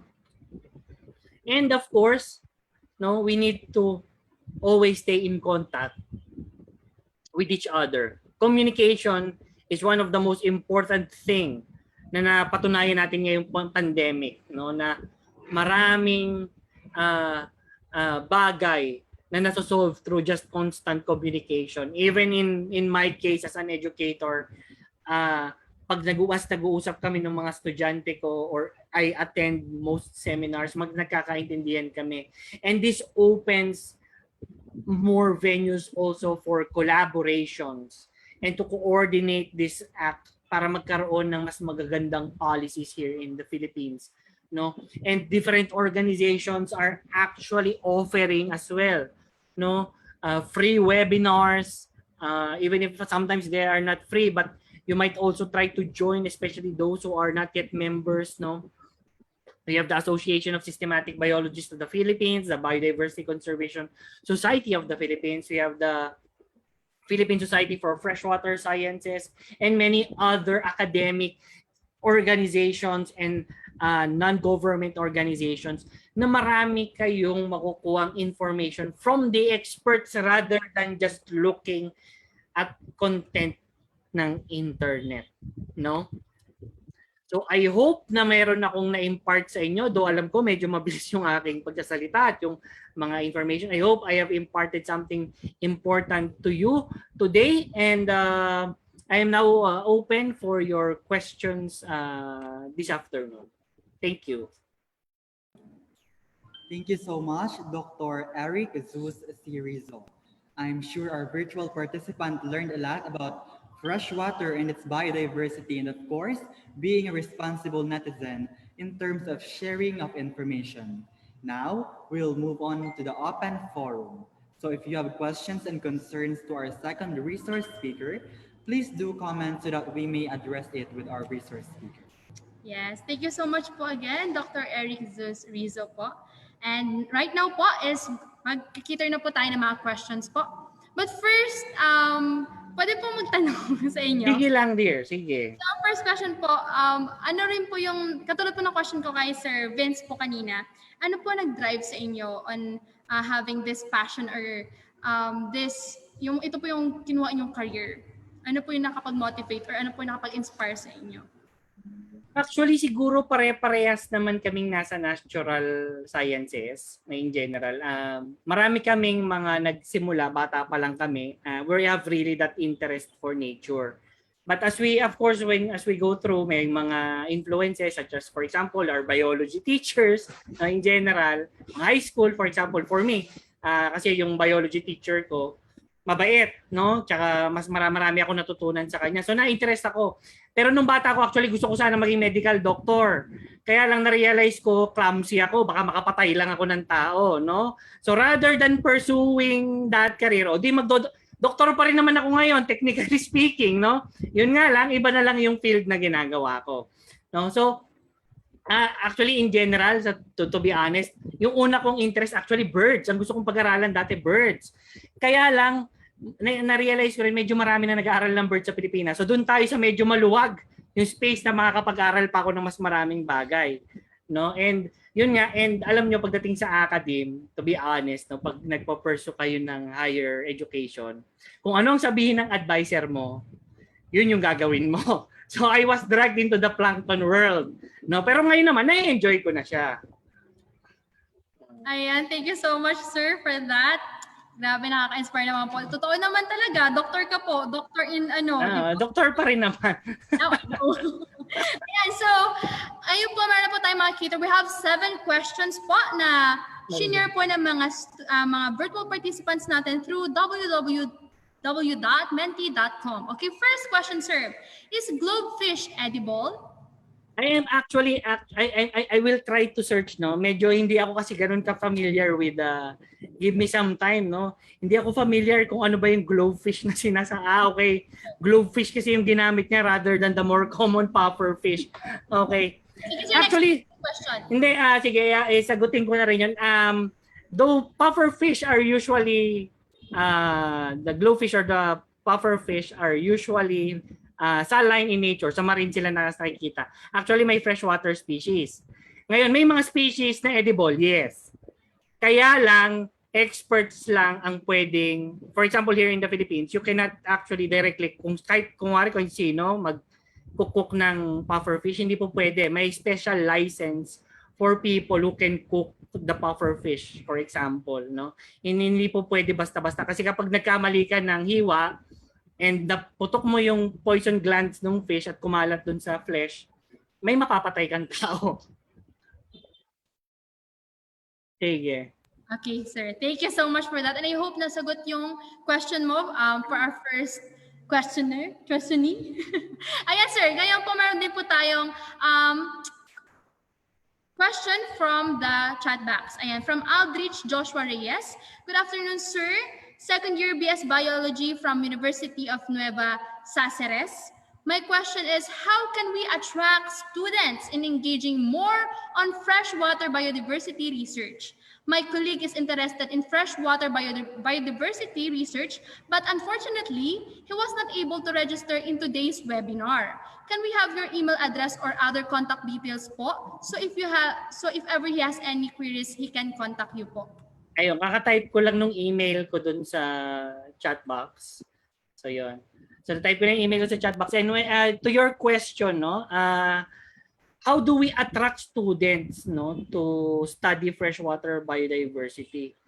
So, of course, no, pagdating actually, kilala akong mahilig sorry for the term, no, ako yung mahilig brainwash ng mga estudyante sa biology. Alam yung mga biology majors, kasi marami akong kilalang biology majors. Even from my students, kahit nung nagtuturo pa ako ng high school, pag inisip nila BS Bio, agad? Doktor. Magdodoktor yan. Matik yun. No? But rather, paano ko ba kayo may interest? Ako, for example, I've been all over the Philippines for sampling. And marami akong nakukuhang research funds, no, for such kinds of research, no. So not only that, but studying freshwater ecosystems in general, as I have discussed, is very important, kasi lalo na nakakalimutan natin, kahit mas marami yung marine ecosystems natin dito sa Pilipinas, mas marami kasing gamit in general, to be frank, maraming gamit yung freshwater bodies natin. Again, wala ka namang maiinom na potable water kung hindi maganda yung quality ng freshwater ecosystem mo.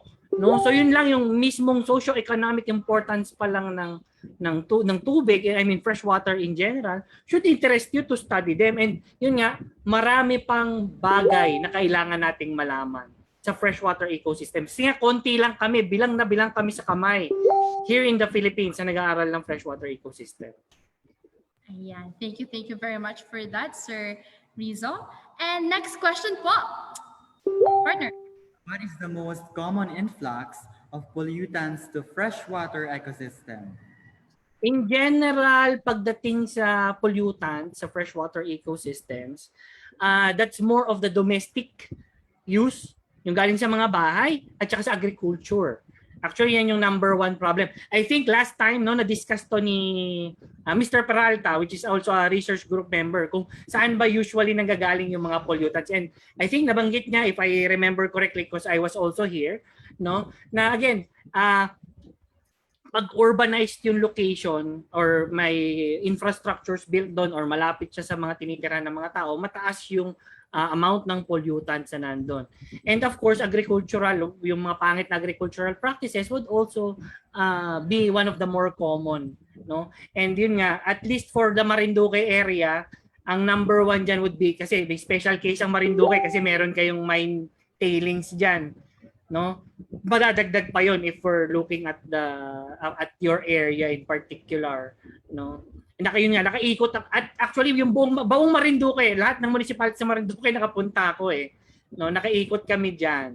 So nakikita ko yun yung number one problem ninyo, which is the mine tailings.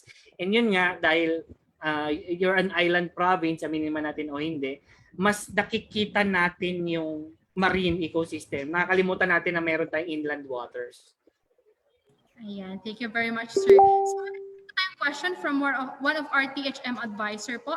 Sir Christian Russell Rabi, are you here po? Yes. Yes, sir.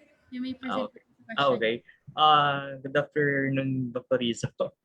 Good afternoon, sir. Nakita na naman tayo uli. Yes, sir. May curious question lang po ako dun sa yung nasabi niyo po sa Bagumbungan na freshwater ecosystem po. Ito ba sir yung yung malapit po na parang maliit po na lake? Oo, may maliit na lake, parang maliit na lake doon. Okay. Pero actually it's more of, I think it's more of a river impoundment Artificial, parang hindi ako sure kung artificial yung pagkakaipon ng tubig doon I see. Currently may there are students na working on zooplankton. So naghanap kami ng site. So na-curious lang po ako dun sa sinabi niyo po na as freshwater ecosystem. Actually, bigyan ko kayo ng another idea. Kasi ito, binigay ni Dr. Henry Dumont sa akin na hindi ko pa nagagawa, but perhaps pwede niyong gawin. You have river systems in Marinduque, right? Yung mga sides ng ilog, try ninyong maghukay sa gilid ng sides ng ilog. Hayaan yung mapuno siya ng tubig. Tapos, yun ang i-try nyong i-filter. And you might see some interesting zooplankton there. Though hindi ko pa nasusubukan kung may mga estudyante kang interested sa... Kasi pag naman river systems, usually medyo madalang ang plankton, lalo na kung malakas yung yung flow niya. So try doing that. Maghukay kayo sa gilid ng river, then let it be filled with water and see what you can discover there. Lalo na pag sandy banks yung river. Thank you, sir. Is it okay na po, Sir Rabi? Yes. I think so. Thank you so much po, sir. Ayan, thank you so much din po, Dr. Rizzo. So next po is, next question. How to do microplastic analysis in fresh water po? Very specific yung question, though. I will not delve into the methodology. No, there are actually plenty of scientific papers dealing on microplastic analysis. Though these are more common sa marine environments kasi sila yung pagdating kasi sa freshwater, usually intermediary lang kasi sa pagdating sa mga water systems, nasa gitna yung freshwater, for example, yung rivers between the source and kung saan siya mag-end up, which is the sea. No, so madalang talaga yung nag-a-analyze ng microplastic sa freshwater. Pero kung ano yung analysis sa marine, more or less yun din yung analysis sa freshwater with very little variation pagdating doon sa methods. No? I will not delve on the methodologies. Rather, I would have you research on, no, dahil educator ako, rather than directly answering your question, perhaps you should start researching on microplastic in freshwater. Marami namang available studies. And again, I'm not into throwing out information na ako mismo. Hindi ko naman kasi expertise ang microplastics, no? Mahirap magbigay ng answer na alanganin. Okay? Thank you so much, sir. Okay, pwede pa po ba tayo Sige lang. Next question. Partner. May sea lampreys po ba dito sa Pilipinas? And kung meron po, nasa freshwater po ba ang mga ito? From the name you have said yourself, it's sea lampreys. They are very rare, no? Kung tumatawid man sila sa brackish water, they're very rare, no? And at least sa Pilipinas, if I am not mistaken, wala pa tayong record yan sa freshwater, no? If you might discover one, why not? Ayan, okay. Next po. Okay na po ba yan, sir? And I hope that answered your question po, okay? Next. Okay, na-answer natin, yeah. What is the standard method po ng microalgae chlorophyll analysis po? Standard method ng microalgae.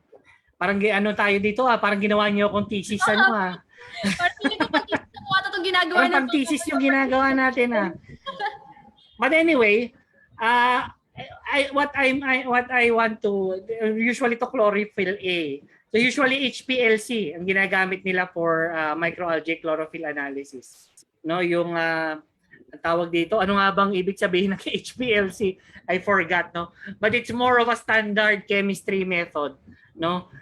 Yung kino-concentrate yung chlorophyll A, no, nung may ine-extract yung chlorophyll A sa microalgae, then pine-perform yung chromatography, no, para ma-determine yung dami ng chlorophyll A sa specific, dami rin ng microalgae. Okay, thank you po. Next question po. Okay pa ba? Okay. Sige lang. I am Clarence Antalan from Tarlac State University, BS Environmental Science student. My question is, what is your statistical method to admit that certain species categorical as uninvasive? Ayan. Actually, when it comes to the statistical method, that is what I'm talking about, no? It is still debatable kung kailan ba natin masasabi na ang isang species ay invasive o hindi, no? And this is something that conservationists also needs to understand, that even though an introduced or an exotic species hasn't been established, no, sa isang specific na area, hindi po pwede agad na invasive na siya. Now, again, walang specific na statistical method. Bakit ko nasabing walang specific na statistical method? Kasi marami kang kailangan i-consider. Una, ano na ba yung range niya? Nakakalat na ba siya dun from the original area of introduction? Na-introduce na rin ba siya sa mga specific areas na nakapaligid dun sa kanyang point of introduction? Pangalawa, may impact na ba siya? Hindi na ba natin nakikita yung mga local or native species dun sa area for a set number of period? Hindi, mga 3 araw, baka mamaya 3 araw pa lang natin hindi nakikita yung species na sinasabi natin, sabihin na agad natin na invasive siya. Again, there are a lot of variables that you need to consider, and when it comes to statistical method, well, you can do multivariate analysis. You can do Bayesian analysis. So maraming po pwede. So walang specific na statistical method. Ang kailangan mong isipin, for example, if you're a student that is trying to do a thesis, no, and you want to identify whether an invasive species or not, is ano ba yung variables na i-measure mo? Ano ba yung mga i-consider mo sa thesis mo na kailangan mong i-measure para masabi mo nga na invasive yung species na yon. Okay, sir. Thank you for that. At meron pa po tayo. Di pa po ba? May Sige lang. Question. Okay. Sige lang, marami akong time. Yes. Okay, sir. Next question. How microplankton distributes as an important part of water as a food? Medyo choppy yung question, but let me interpret that in a different matter. So paano, no? So gaano ba ka-importante ang plankton, I think, pagdating sa tubig as a food or sa food chain perhaps, no? Well, they are in general pagdating sa plankton, lalo na sa phytoplankton, they are primary producers. Then your zooplankton with your first order consumers. So ibig sabihin ganun sila kahalaga when it comes to the food chain. Kasi kapag nawala yung phytoplankton at saka yung zooplankton sa isang aquatic ecosystem, it's technically it's what you call a keystone species. Pag nawala sila, magko-collapse yung buong ecosystem. Even in marine ecosystems, they are also an important part of the food chain. Actually, in all kinds ng aquatic ecosystem, they are an important part of the food chain. At pag nawala yung plankton, no, na yun nga madalang rin naman yung nag-aaral niyan ng mga plankton dito sa Pilipinas, ay maraming nakadepending parte ng mga ecosystem natin diyan. Kaya magko-collapse yan pag nawala sila. Next question po, sir. What aspects should be considered aside from endemism in doing PICOR mediation for heavy metals in the freshwater system? Aside from endemism, definitely yung physiology nung balak mong i-introduce na kasi PICOR remediation, yung balak mong i-introduce na organism, dapat alam mo yung biology niya. Now, whether it's native or endemic or not, pag nagkataon that species can overtake kung ano yung naturally occurring dun sa environment na ini-introduce mo siya, magkakaroon tayo ng problema. Actually, alam ko na very interesting or medyo matunog or medyo maganda pakinggan ngayon yung bioremediation, no, yung pag-i-introduce ng ibang species sa isang specific environment, for example, para maalis, for example, yung heavy metals sa isang freshwater ecosystem. However, hindi kasi po pwede na sinabi natin na may nakita tayong study, ay nag-work to abroad, no? Subukan natin dito sa Pilipinas. And the problem is the environment abroad might not be very much different. Even in our country, for example, yung Lake Taal, ibang-iba na agad yung kanyang physico-chemical characteristics sa Lake Lanao. So kunwari gusto nating i-save yung Tawilis, kunwari lang, no? Pero this is not true, no? Kunwari lang. Yung Tawilis i-save natin, tapos ita-transfer natin siya sa Lake Lanao. Paano kung yung mga species doon, though of course, technically we can say, endemic naman sa Pilipinas ang Tawilis.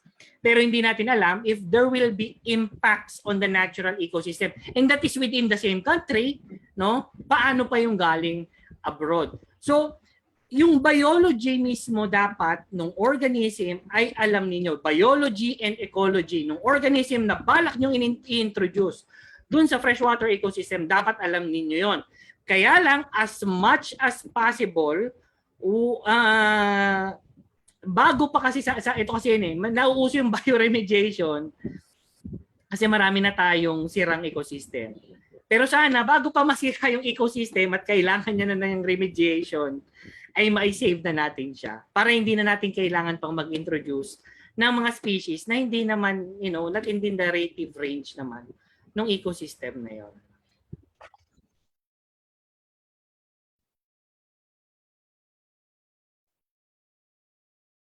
Naka-mute ka, dear. Okay, sir. Thank you for that answer. And of course, we're down to two questions. Am I right? Ay, 3. 2 questions na lang. Sige. Meron pa ata sa Zoom.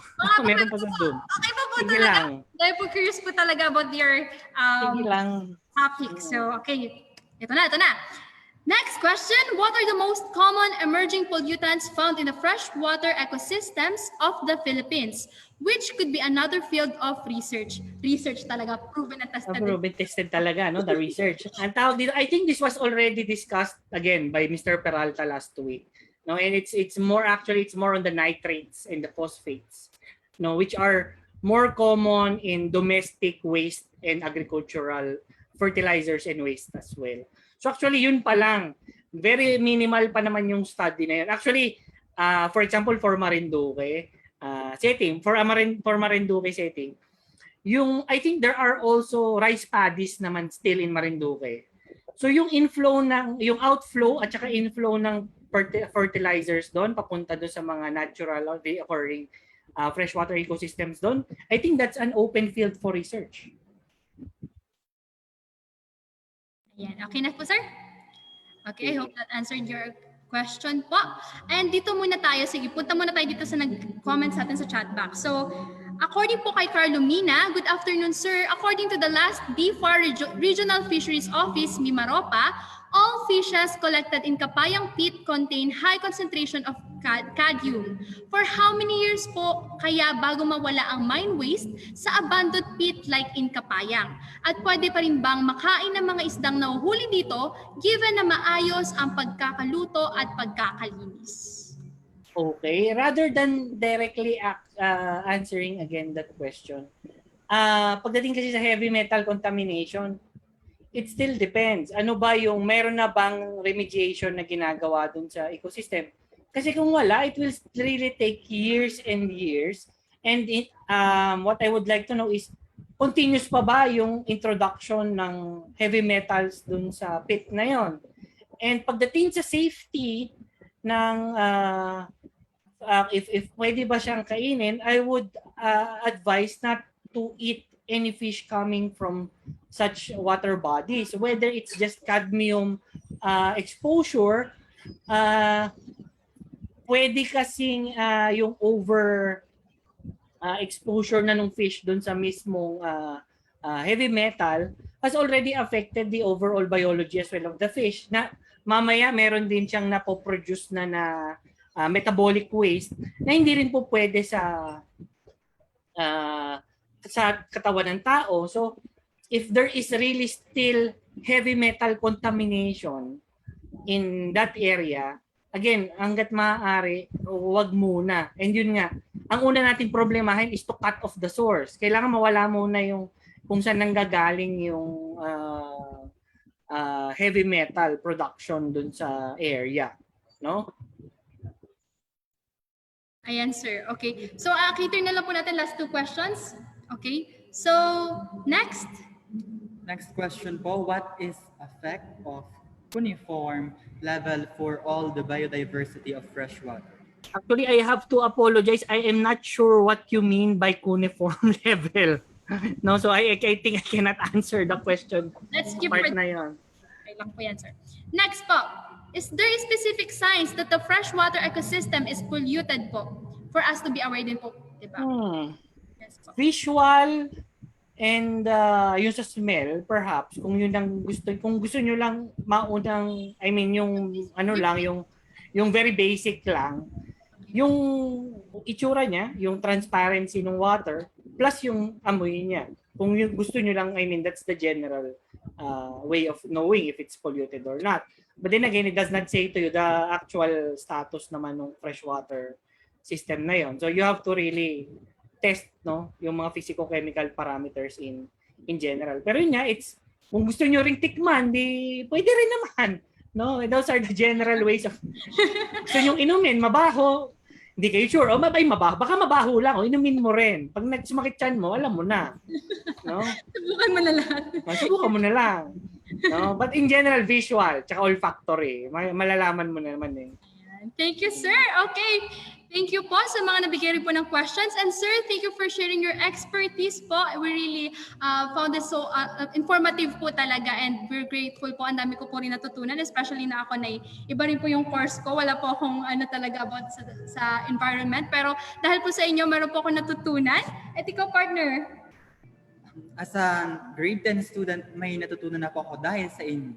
Ayan. Thank you so much, sir. At ngayon po, we will present to you the Hurt Movement's Certificate of Appreciation. So this Certificate of Appreciation is awarded to Dr. Eric Zeus C. Rizzo for his valuable contribution as resource speaker in the Session 3 of Kalikasan, a webinar series on conservation and protection of natural resources with the theme of strengthening youth engagement in fostering conservation and protection of natural resources in this time of pandemic. Given this 18th day of October 2021, signed by Curl and Confessor, the founder and chairperson of the Hurt Movement.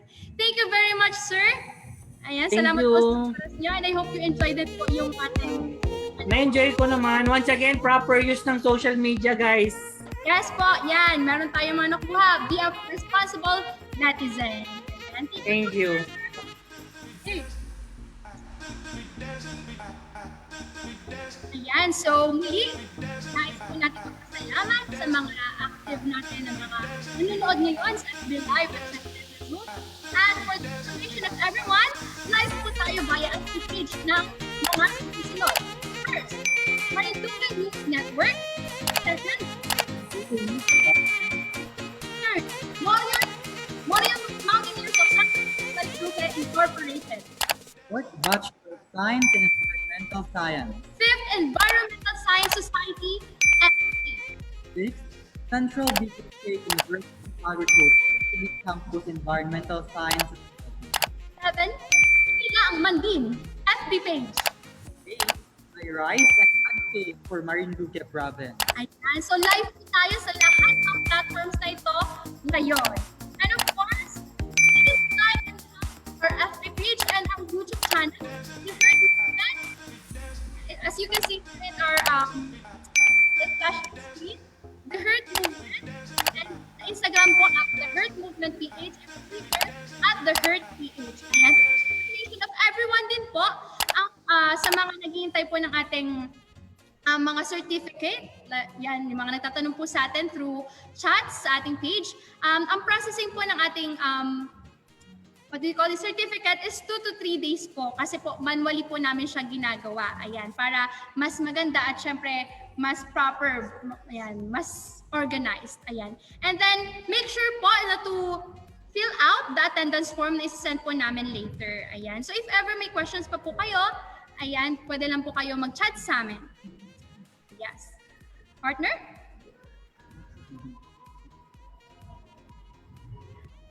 Ayan. Napapakinggan niyo po ba? Meron po talaga ditong party-party, everyone. Pasensya na po sa ating background effects. Kasama po talaga ngayong aras na to. Yeah. Okay, so right now, we're gonna play the THM organization song. So ayan, pakinggan natin, May Pusong Champion Ka, written by Aina Rocha and composed by Jaira Camo, yours truly. And of course, it was, the instrumentals is from Rodison and his friends. Yes, okay, now let's listen to the organizational THM song, May Pusong Champion Ka.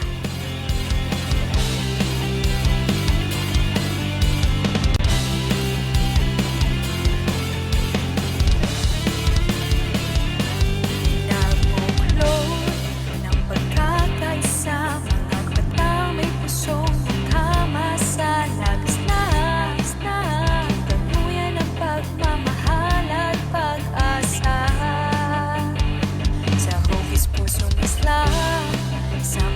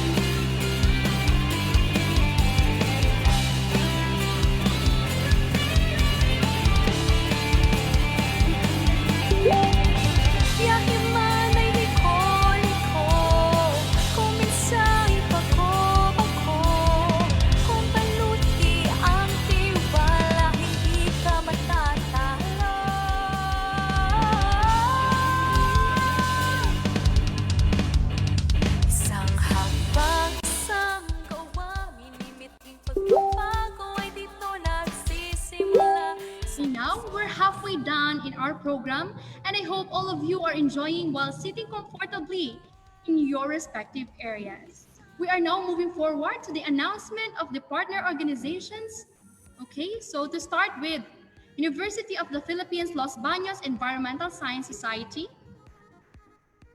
Philippine Association of Environmental Science Students, Bicol University Science Alliance Club, Central Bicol State University of Agriculture Pili Campus Environmental Science Society, Ateneo de Zamboanga University Management Academic Organization, Zero Waste Youth Romblon, University of San Carlos Cebu Carolinian Environmental Society, Marinduque Youth Development Council, EcoFolk, I rise and advocate for Marinduque Province, Marinduque State College Environmental Science Society, Marinduque Academy Student Government Organization, Boy Scouts of the Philippines Marinduque Council, and of course, partner institution, Marinduque State College, Marinduque Academy, and sponsors, Smart Communications Inc., Lions Club International, and Trece Martires Oakwood Centennial Lions Club, and of course, our broadcast partners, Marinduque News Network, and Philippine Information Agency, Marinduque. Ayan, thank you so much po sa ating mga sponsors and partner organizations, institutions, and yan, sa lahat po na nagsusupport po sa atin ngayon sa Kalikasan Webinar Series. Di ba, nakikita nyo na, 3 days na, 3 araw na tayo 4 na araw tayo magkakasama at may 3 sessions na tayong natapos, and I hope may natututunan na kayo. And of course, syempre, hindi matatapos ang ating session today nang walang Padlet activity. Ayan. So here in our Padlet activity,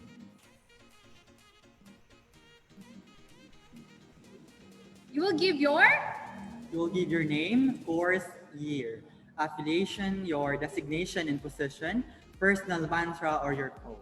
Ayan. So as you can see here in our in the screen, yeah. Ay, ba't nawala? Ayan. So i-share nyo po ang inyong name kung saan, ayan. Post of your best selfie or kahit anong pwede nyo ma-feature na picture. And then your name, of course, para malaman po namin kung sino po kayo. And kung saan po kayo, ano po yung binabilangan? Ano yung binabilangan mong organization or school? Ayan. At syempre, with the end of your mantra for this day. Ayan, okay? With your entrance now, you will be one of the lucky people who is supposed to picture NARS. And go na! Nakabukas na po ang ating Padlet meeting, and give yours na para agad-agad bukas na. Go na, girls and boys. And who you are. Siyempre baka sabihin mag-ano sa akin.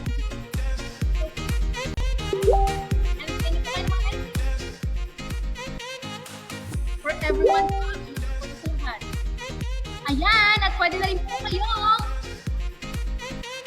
attendance na po sa ating evaluation. Ayan, para po maka-receive po kayo ng certificate. Ulitin ko po, 2 to 3 days po ang pag-response po.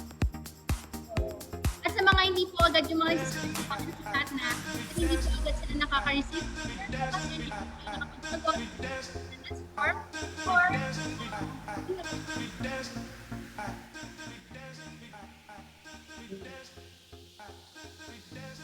Ayan, so again po, inuulit ko po, ang pag-process po ng ating certificate is 2 to 3 days po kasi we're making it as manual po ang paggawa namin dito, ang paglagay po namin ng mga names, no?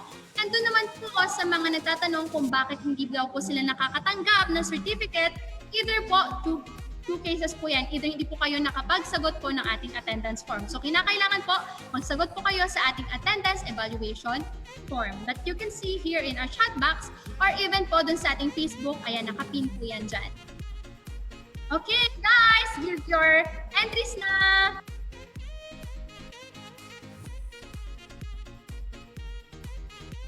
Ayan, may nauna na po tayo entries from Celestia Alexi Minon, Zero Waste Youth Romblon, Love life in all forms. We are all from the same planet. Yes, and with the Herties. Yes, thank you for that, Ma'am Miss Celestia Minon. Ayan, alam mo ba, ito na rin yung ano natin, Opa Heart. Yan, ano masasabi mo sa entry niya? Bongga. Bongga. Napakatipid mo talaga, bibig ka. Ayan, damihan mo. Ano, ay, sige ko, ano yung tatanungin kita? Ano yung pulot of the day mo? Ay, yung kanina, yung ano? Sige ko lang. Yung drink responsibly, watch responsibly. Ayan. Okay, may kasabihan nga tayo na drink responsibly. So, dapat mag-watch responsibly din tayo sa mga birds. Ayan, yung bird watching. Oh, nagustuhan ko talaga yung ano natin doon, yung natutunan natin doon. And bakit mo naman po in-entry dito yan, chairperson, yung mga tsura natin. Kita-kita mo. Ayan. Okay, so ayan, you can see po, magkakasama po talaga kami ngayon. Pero don't you worry, we're all vaccinated here. And of course, may konti naman po kaming ano, ayan, nag-swab test din po kami, undergo ng swab test. Yes. Okay, so go guys! Alam ko meron pa kayong mga entries, wag na mahiya. We're down to ilang minutes na lang before tayo mag-end ng ating session for today. And I hope you're enjoying this session natin ngayon. Alam ko na sana may natutunan ng bawat isa at meron na kayong ikwento, ayan, about birds and about biodiversity of freshwater species. Ayan. Okay. Go guys! Bigyan na po ng entry. Siguro nahabaan nila. Nung pagandahan siguro to ng personal mantra. Kaya hindi pa nag-a-appear yung iba. Go guys! Bigyan na!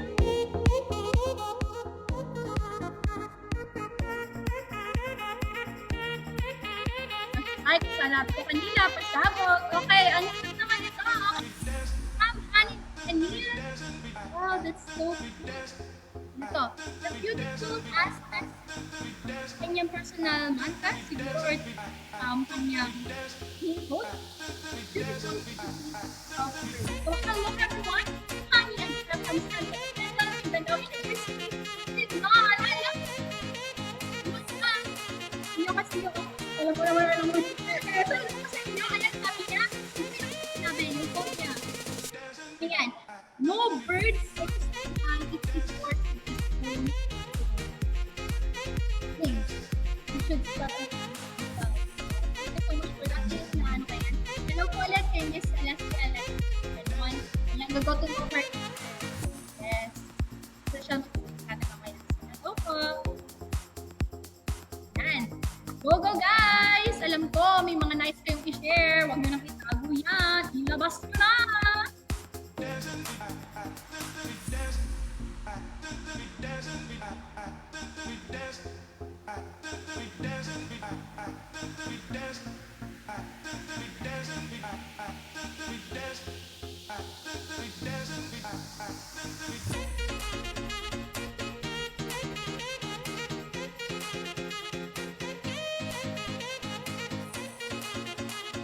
Last 2 minutes and we're down.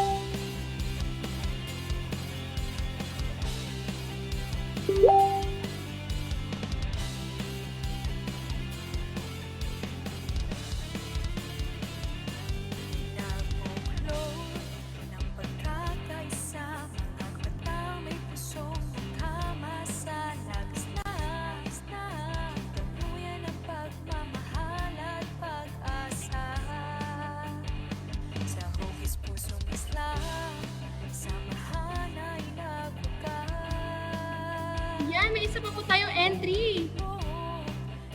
Yan. So, from Casey Paderes. Casey Paderes. Marami akong natutunan ngayon tungkol sa bird conservation saka sa freshwater ecosystems. Pinag-aaralan ko ito ngayon. Hehe. Ang pulot of the day ko is wag basta magtiwala sa na-compute na species diversity. Dapat din itong i-cross-check sa literature or better yet, sa kung anong nangyayari sa totoong buhay para maintindihan kung paano ito nakakaapekto sa ating freshwater systems. Salamat po, PS. Paganda po ng paganda yung topics. Hehe. Thank you from Casey Paderes, ADMO PAES member. Thank you so much, Casey Paderes. Yan, from Ateneo de Manila University. Ayan, thank you so much po. And I hope you're still enjoying po at makita ka po namin hanggang sa ating closing ceremony. Ayan, entry from Sir Vincent Alan Agravante, Marinduque Youth Development Council, Morion Mountaineers, Santa Cruz, Marinduque Incorporation. We are all interconnected. Spread love, kindness, knowledge, and awareness. It will go a long way. Ayan. So yeah, we're down to last. Ayan, from Anonymous. Sabi niya, we cannot win this battle to save species and environments without forging an emotional bond between ourselves and nature as well. For we will not fight to save what we do not love. Stephen J. Gold. This is a great quote shared by Sir Vince earlier, and now it has become my mantra. Marami ako natutunan today. Maraming salamat, The Hurt Movement. From Abigail Pañares, member of the Youth Advocates for Climate Action Philippines from Cebu. Hello po sa mga taga Cebu. Yan. Okay, last na ba ito? Ayan. From Sir Bernard M. Luisaga, Maraca SGO or Marinduque Academy, student government organization. So sabi niya, 2 pulots of the day. Biodiversity is multifaceted by natutunan niya kay Dr. Rizzo, and the spark birds from Sir Vince. As humans, we have to coexist really with other creatures. We are stewards of God's creations. Ayan, thank you so much, Sir Luisaga, for that mantra. Ayan. So, totoo naman talaga. We have, ang buhay dito sa atin is consist of relationship talaga. Kinakailangan meron tayong communication and interaction para sa ikakaganda ng buhay at ng environment. Diba, partner? Totoo. Supportahan mo ko. Ayan. Okay, so. To give us her closing remarks, may we call on the President of the Zero Waste Miss Celesta Alexi Espinol.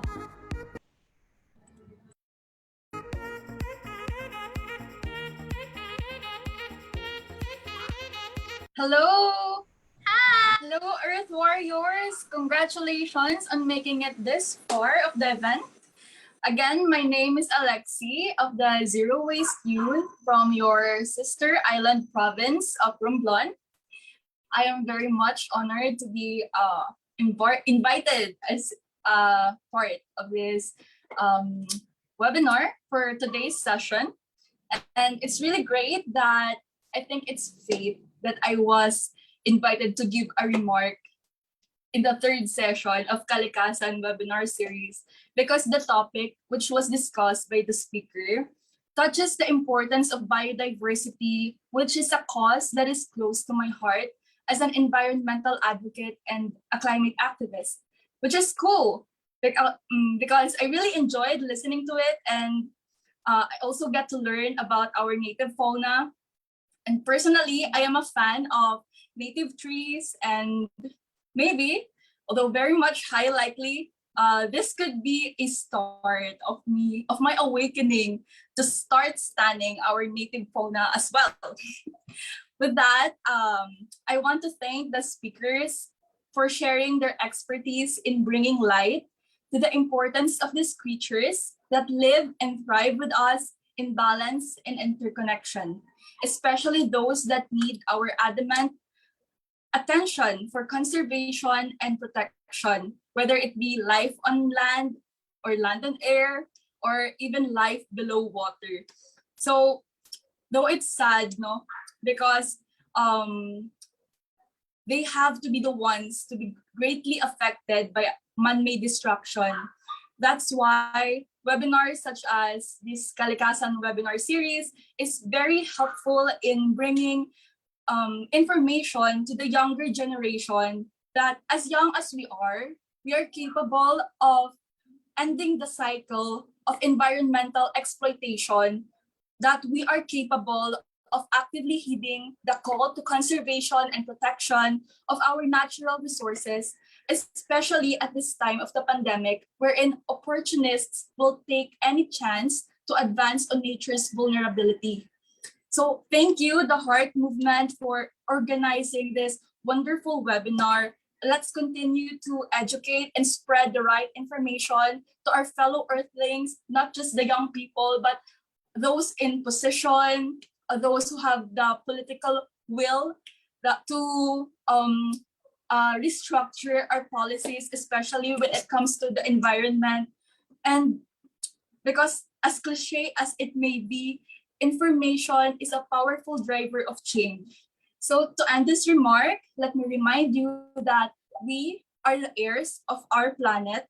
So stay vigilant and look after the earth. Thank you. Thank you so much, Ms. Celestia, for that wonderful remarks.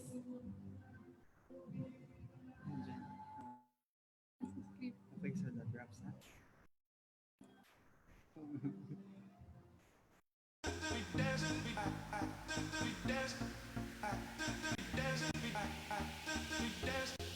And now, before we end our program,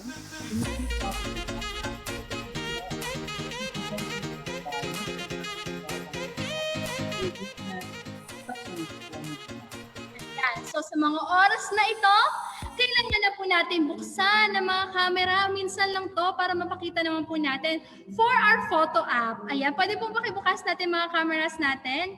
Ayan. Okay lang yan kahit anong suot nyo. Basta makita lang natin mga mukha natin para tayo magkapag-selfie. Ayan, thank you so much po.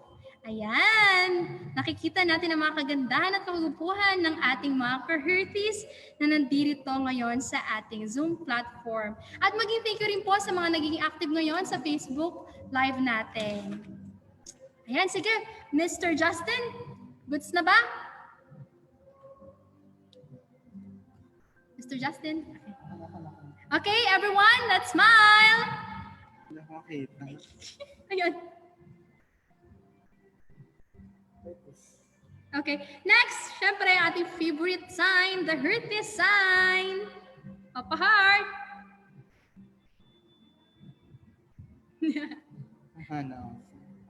Okay, thank you so much. So that wraps up the third session of Kalikasan, a webinar series on the conservation and protection of natural resources. Thank you so much for your active engagement and with us and bearing with us since the beginning of the program until now. So again, may kasabihan nga po tayo sa The Heart Movement. Kung sa kapamilya, liwanag, ligaya, light, joy. Sa Ka-Hearties naman po ay hope and love, pag-asa at pag-ibig para sa tao, sa kalikasan, at sa ating bayan. Ayan. So kudos again and God bless. Palagi ang mag-ingat para lagi ligtas sa banta ng COVID-19. Again, I am Jaira Kamwa.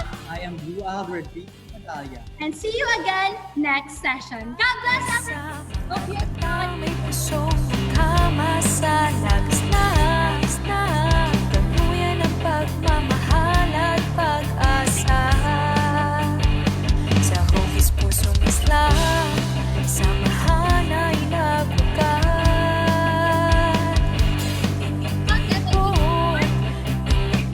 Okay guys, don't forget to fill out the evaluation form po. Yan, i-off na lang po. See you again.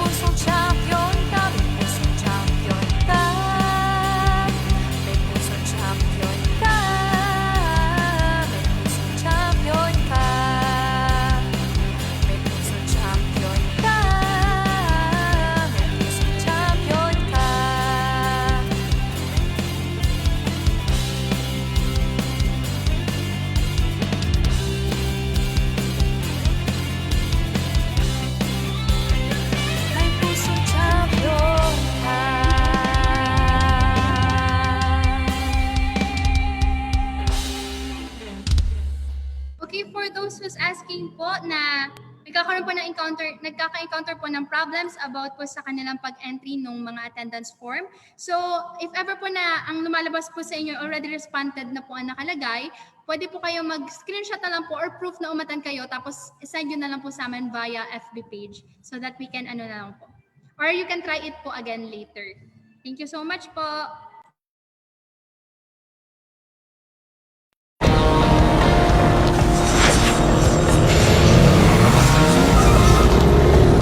What do you do when what you desire is beyond reach?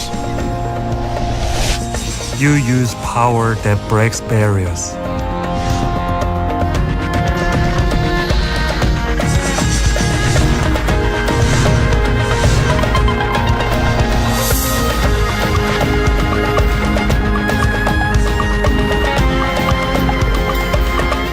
Speed at the palm of your hands. The Giga Life. Now in 5G. Inevitable, even if I try to find Do you believe this is possible? I do. How do you know? Simple, Smart Acro. it.